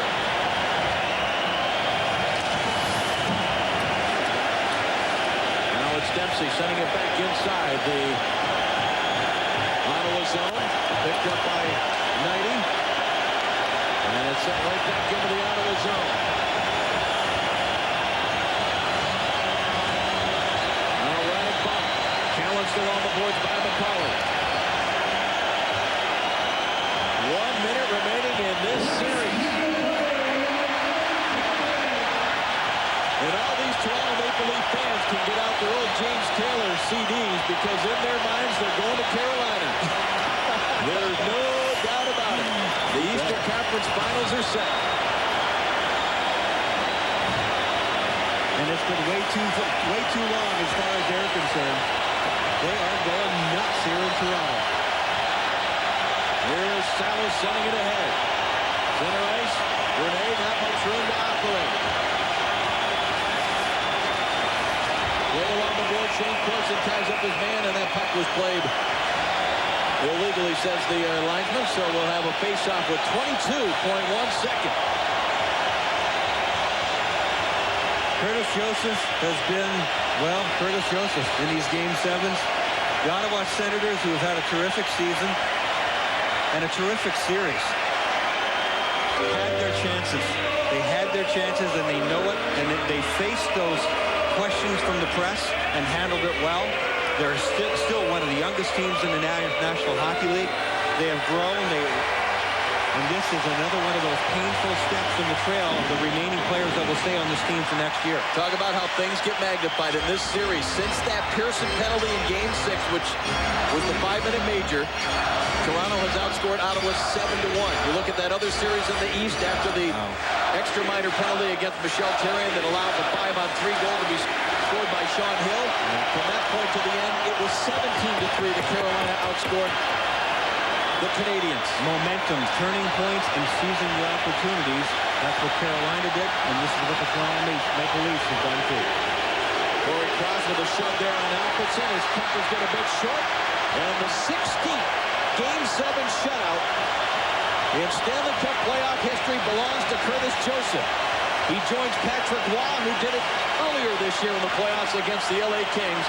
And for Joseph, his 14th career shutout. So after a bit of the bad blood, we go again to that great tradition at the end of a Stanley Cup playoff series. After beating each other's brains out, these athletes will line up and they'll shake hands. Pat Quinn said halfway through this series, you couldn't have expected anything more from my guys. They have been outstanding. He's congratulating Jacques Martin, who obviously is incredibly disappointed. You can't say enough about this Leafs team. I mean, I have been awestruck by them at several different times during this series when you thought they were down and you thought they were out, and there just seemed no chance that they were going to be able to pull this off. And they do it with flair and gusto and a shutout in Game 7.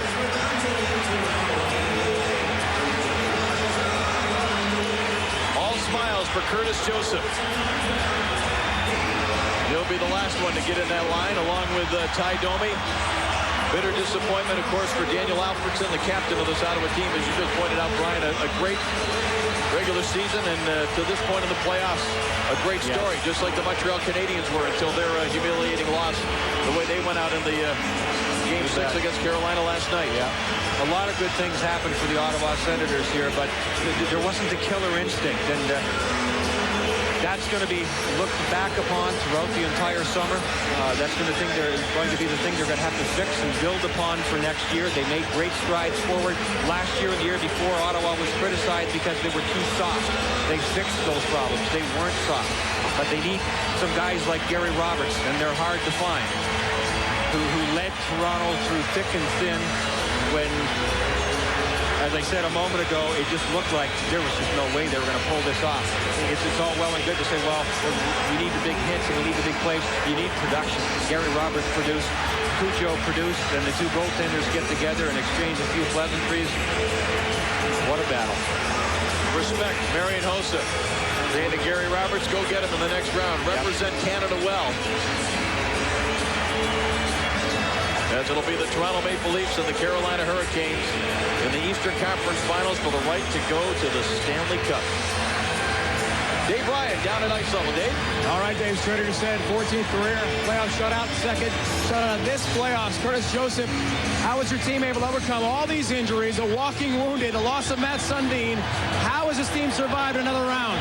Well, we played a lot of heart and a lot of character, I believe, and as you saw tonight, a lot of guys sacrificing their bodies for the good of the team, and basically that was it, the will to win. This was your 7th Game 7 in your career. Did that provide a big advantage for you personally heading into this do-or-die type game tonight? Well, I'm only as good as the team in front of me, and I thought the guys played extremely well in front of me and kept things simple, so I was the beneficiary of that. Just 19 shots for Ottawa tonight. Did their speed and transition game get slowed down by your defense, or was it your great goaltending? Oh, no. Guys sacrificing themselves and working real hard defensively and not getting caught up ice. I thought we did that much better. First time ever your team will take on Carolina in the playoffs. How do you match up with those Hurricanes? I don't know. They look pretty good. So, but we faced a lot of adversity and we overcame a lot. So we're going to have to be ready. Congratulations, Cujo. Thank you very much. They're back in day for the first time since '99. They lost to Buffalo in 5 games. 14th career shutout, ties him for third all-time with the great Jacques Plante. 3-0, Toronto wins it. Tomorrow, Game 7, the Avs and the Sharks here on ESPN at 9:30 Eastern. Up next is baseball tonight. NHL tonight at 12:30 on ESPN2. This has been a presentation of ESPN, the worldwide leader in sports. For more, log on to ESPN.com. For Brian Engblom, for Dave Ryan, and the rest of our crew, I'm Dave Strader. So long from the Air Canada Center here in Toronto. The Maple Leafs win the series in 7. They'll face Carolina. Let's go now to baseball tonight.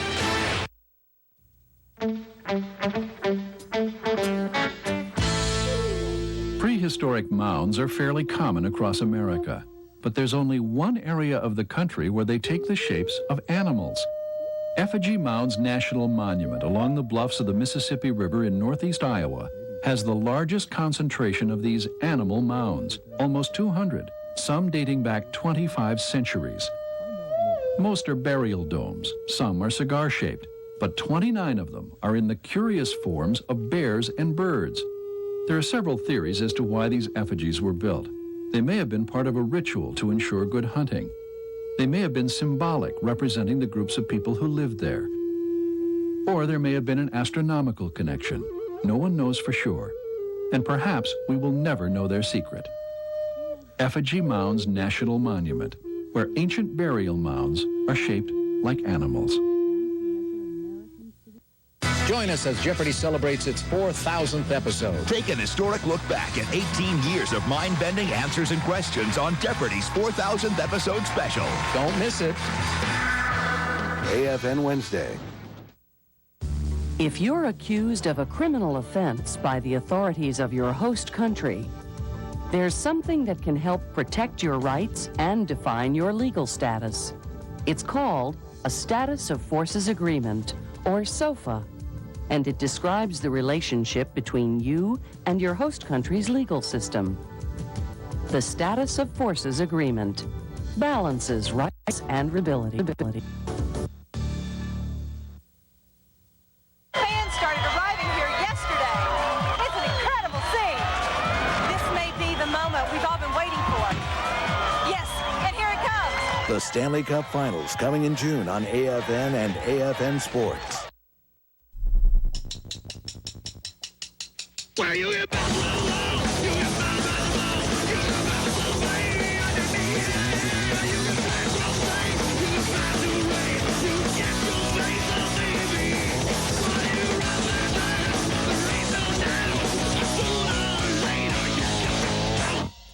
Remember, writing bad checks will jeopardize your credit reputation and your military career. AFN Primetime Tonight. I made plans to go to the singles weekend. Regina's on a singles weekend. Oh no. But can Steve handle it? Not Regina. She creepy. And on Bernie Mac. Those kids are not your roommates. It's time to draw the line. I know that. Roommates pay rent. Followed by Dark Angel and Boston Public. Viewers in Korea will see The District and ER. AFN Primetime Tonight. We now join the following program in progress. In front of me and kept things simple, so I was the beneficiary of that. Just 19 shots for Ottawa tonight. Did their speed and transition game get slowed down by your defense, or was it your great goaltending? Oh, no. Guys sacrificing themselves and working real hard defensively and not getting caught up ice. I thought we did that much better. First time ever your team will take on Carolina in the playoffs. How do you match up with those Hurricanes? I don't know. They look pretty good. So, but we faced a lot of adversity, and we overcame a lot. So we're going to have to be ready. Congratulations, Cujo. Thank you very much. They're back in, Dave, for the first time since 90. Thank you, Dave. Dave Strader, Brian Engblom. They're getting ready to analyze tonight's Game 7. We call it a post-game extra. Here, Cujo asked how they faced against Carolina. Well, they couldn't have managed to close a regular season series in this past year. Both had 2 wins and the same number of goals. Post-game extra coming up here real quick on the ESPN News Network. Also coming up real quick, Steve, with you and David Lloyd. It's our dream team. They'll keep you posted on the Pistons and the Celtics as Boston tries to take out the Pistons and move on to the conference final.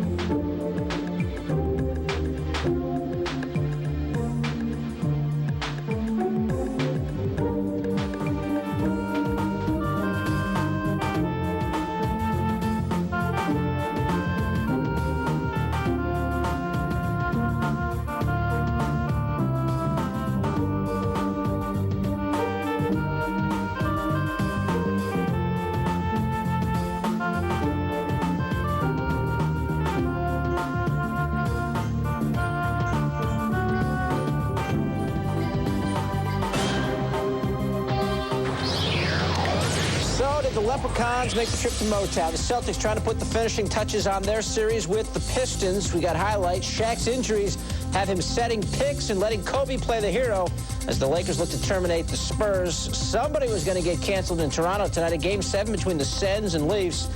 This pitcher is dueling with his teammates. We have angst and discord in that Cubs clubhouse, and Roger Clemens resumes his march for 300 wins, trying to march over the downtrodden D-Rays. ESPN News right now. From ESPN, the worldwide leader in sports, this is ESPN News. Yes, it is, and welcome to it. He's Steve Berthium. I'm David Lloyd. A do or don't game for the Pistons tonight in Auburn Hills, but first, another elimination game up north. That's right, Game 7 at the Air Canada Centre. The Maple Leafs and Senators fighting for the right to meet Carolina in the Eastern Conference Finals. Ottawa looking for its first ever trip to the conference finals with Patrick Lalime in goal. And this Leafs fan, well, there's some bad mojo going on in there against the Sens. Scoreless first, Wade Red in front of Cujo, misses the top corner. Second period now, Leafs to the power play. Shane Corson to Alexander McGillney. He beats Lalime in 6. It's 1-0. The puck actually goes off Sammy Salo's skate and by Patrick Lalime. Ottawa on the power play in the third. Still 1-0. Cujo turns away Todd White.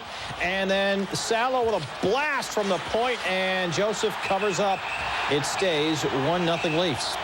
Later in the third now. Thomas Caverly brings it in the zone, and great pass to McGillney. He shoots, he scores his second of the game and 7th of these playoffs. 2-0 Maple Leafs. Stay that way until late in the third. Brian McCabe, the slapper, beats Lalime 5-hole. That made it 3-0, and the Wizard lady, oh, she's in tears. Cujo gets the shutout, the 14th playoff shutout of his career. And the Maple Leafs advance to the conference finals. They'll take on those former Hartford Whalers 3-0. They defeated Ottawa in the quarterfinals in each of the last 3 seasons. Alex McGillney, his 5th career multi-goal playoff game and his 2nd in this postseason. All those Ottawa Senators, only 1 shot in the 2nd period. That's a franchise low, and their playoff hopes have ended. Now we bring in Dave Strader and Brian Engblom for our ESPN News postgame extra segment. Guys, pretty interesting game there at the ACC. Yeah, just like we figured it would go. I mean, you cannot predict anything in these playoffs based on what happened in the previous game, the previous period. Banged and battered. We thought that Toronto would come out and battle tonight, but still the way Ottawa played in the first period, Brian, I thought they settled down. The Leam looked settled. And yet they just couldn't generate anything. They couldn't. It was a great game. I really enjoyed it from start to finish. There was terrific tempo. Ottawa did play well, especially in the first period. But as the game went on, Toronto really took it over. I think you guys said it best. There was Mojo and Cujo, and then Toronto had them both. Yeah. They took it over. They got their confidence going. Curtis Joseph showed that he was in the zone as well, too. And I think that Toronto got some monkeys off their back as the series went on. Their penalty killing got much better. Their power play got much better. And they were able to get some confidence against Patrick Lalime, who had been so stellar against Philadelphia. All that stuff took time. And by the time they did it, you know, Ottawa was just getting farther and farther back. And Alexander McGillney got better. He got the game-winning goal in Game 6. And sometimes it takes a break to keep that kind of a streak going. He got it on the first goal tonight. He was due. He had only 1 goal in his first 10 really good scoring chances. And guys like Alexander McGillney usually score at a much higher rate than that. And it just started to add up for McGillney. I'm not really surprised. And Curtis Joseph, who just has a knack for being spectacular, he likes to be the focus of attention. And again, it amazes me how these goaltenders like Patrick Waugh and like Curtis Joseph, who have this much margin for error, maybe less, you know, there's no position like it in team sports when it comes to if you make one little mistake, it turns everything against your team, and they come up with these great efforts all the time. Yep. Guys, both of you have seen a lot of the Maple Leafs in this playoffs now. They've had 2 7-game series. They've had a lot of guys hurt, so there are several key players logging significant amounts of ice time throughout the 2 series. Do the Maple Leafs have anything left now for Carolina as we look ahead to the Eastern Finals? Well, Gary Roberts was talking to Dave Ryan after the game about that very thing. I mean, we saw the Game 7 kind of hangover affect Colorado going into their series with San Jose in their first game. And it certainly seemed to affect Toronto in the first game of this series, Brian. And now they got to turn right around, battered, bruised, probably still without most, if not all, the injured guys that didn't play tonight and play in 48 hours down in Carolina. It's going to hurt them. There's no doubt. There is a hangover from Game 7. When you only have 1 day in between, you usually need at least 2. First day you have to decompress, and the second day you have to get ready for the next series and start to get your tactics going and everything. But it's mainly the mental thing.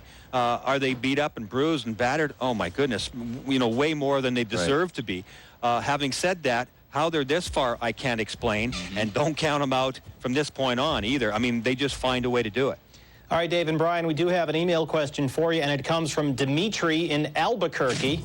Not quite sure what's going on there. Can the Eastern Conference winner defeat anybody from the Western Conference? What do you think? You know, it could be Barry Melrose on that computer in the other studio making up names and locations. But, Dimitri, just in case that was you from Albuquerque, it's hard to imagine that the teams in the East are going to be able to compete in a 7-game series, to take nothing away from Carolina or the effort of this Toronto team. But just the level of play we've seen with Colorado, with San Jose, and Detroit, of course, being a rested veteran team, it's going to be tough. But, again, you don't dare make predictions. Well, I beg to differ with you there. I know that Detroit has had a terrific season, and they have been strong in the playoffs, and, yeah, they do have a couple of days off, but I'm really impressed with these Eastern teams, this Toronto Maple Leaf team and the Carolina Hurricanes, who I was hugely impressed with in the games I've seen so far.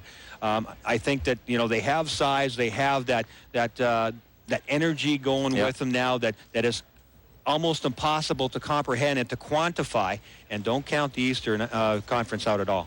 All right, guys, we do have one more email question for you. This comes from Chris in South Hadley, Massachusetts, and he'd like to know, are the Hurricanes the favorite to win the Eastern Conference with all the Maple Leafs injuries? This goes back to what we were just talking about. South Hadley, that's right near UMass, my alma mater. What was the question again?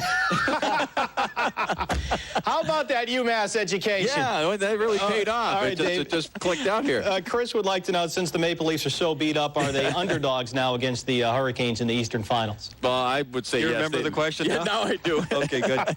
Yes, they are underdogs in the East. I think there's no doubt about it. And it's not just because they're beat up. I did most of that Montreal-Carolina series, and I'll tell you what, the Hurricanes are impressive the way they're playing. They are, because Carolina has a combination of size, physical play, and they got speed. They are a fast team. So their transition game is excellent. They don't seem to be too banged up. So does that give them an advantage over Toronto going into things? Yeah. All right, thanks. We'll let Dave renew his subscriction to the UMass Alumni Magazine. The school he never went to. All right, Dave Strader and Brian Engblom. Guys, thanks very much. We appreciate your time. Yeah. So you want a player to step it up in the big games? Alexander McGillney is your man. He scored 2 goals in each Game 7 for the Leafs this postseason. That is phenomenal.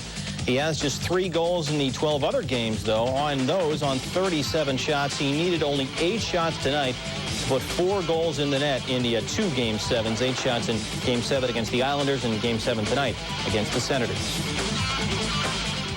To hoops now, he's the biggest, baddest role player on the planet. Because of his laundry list of injuries, Shaq has become the master of all those things which don't show up in the box score. In fact, before Game 4, he pulled Kobe aside and told him, quote, "I'm going to need you to carry the load because my injuries will not allow me to do that. I'm going to do the little things." The man can set a pick.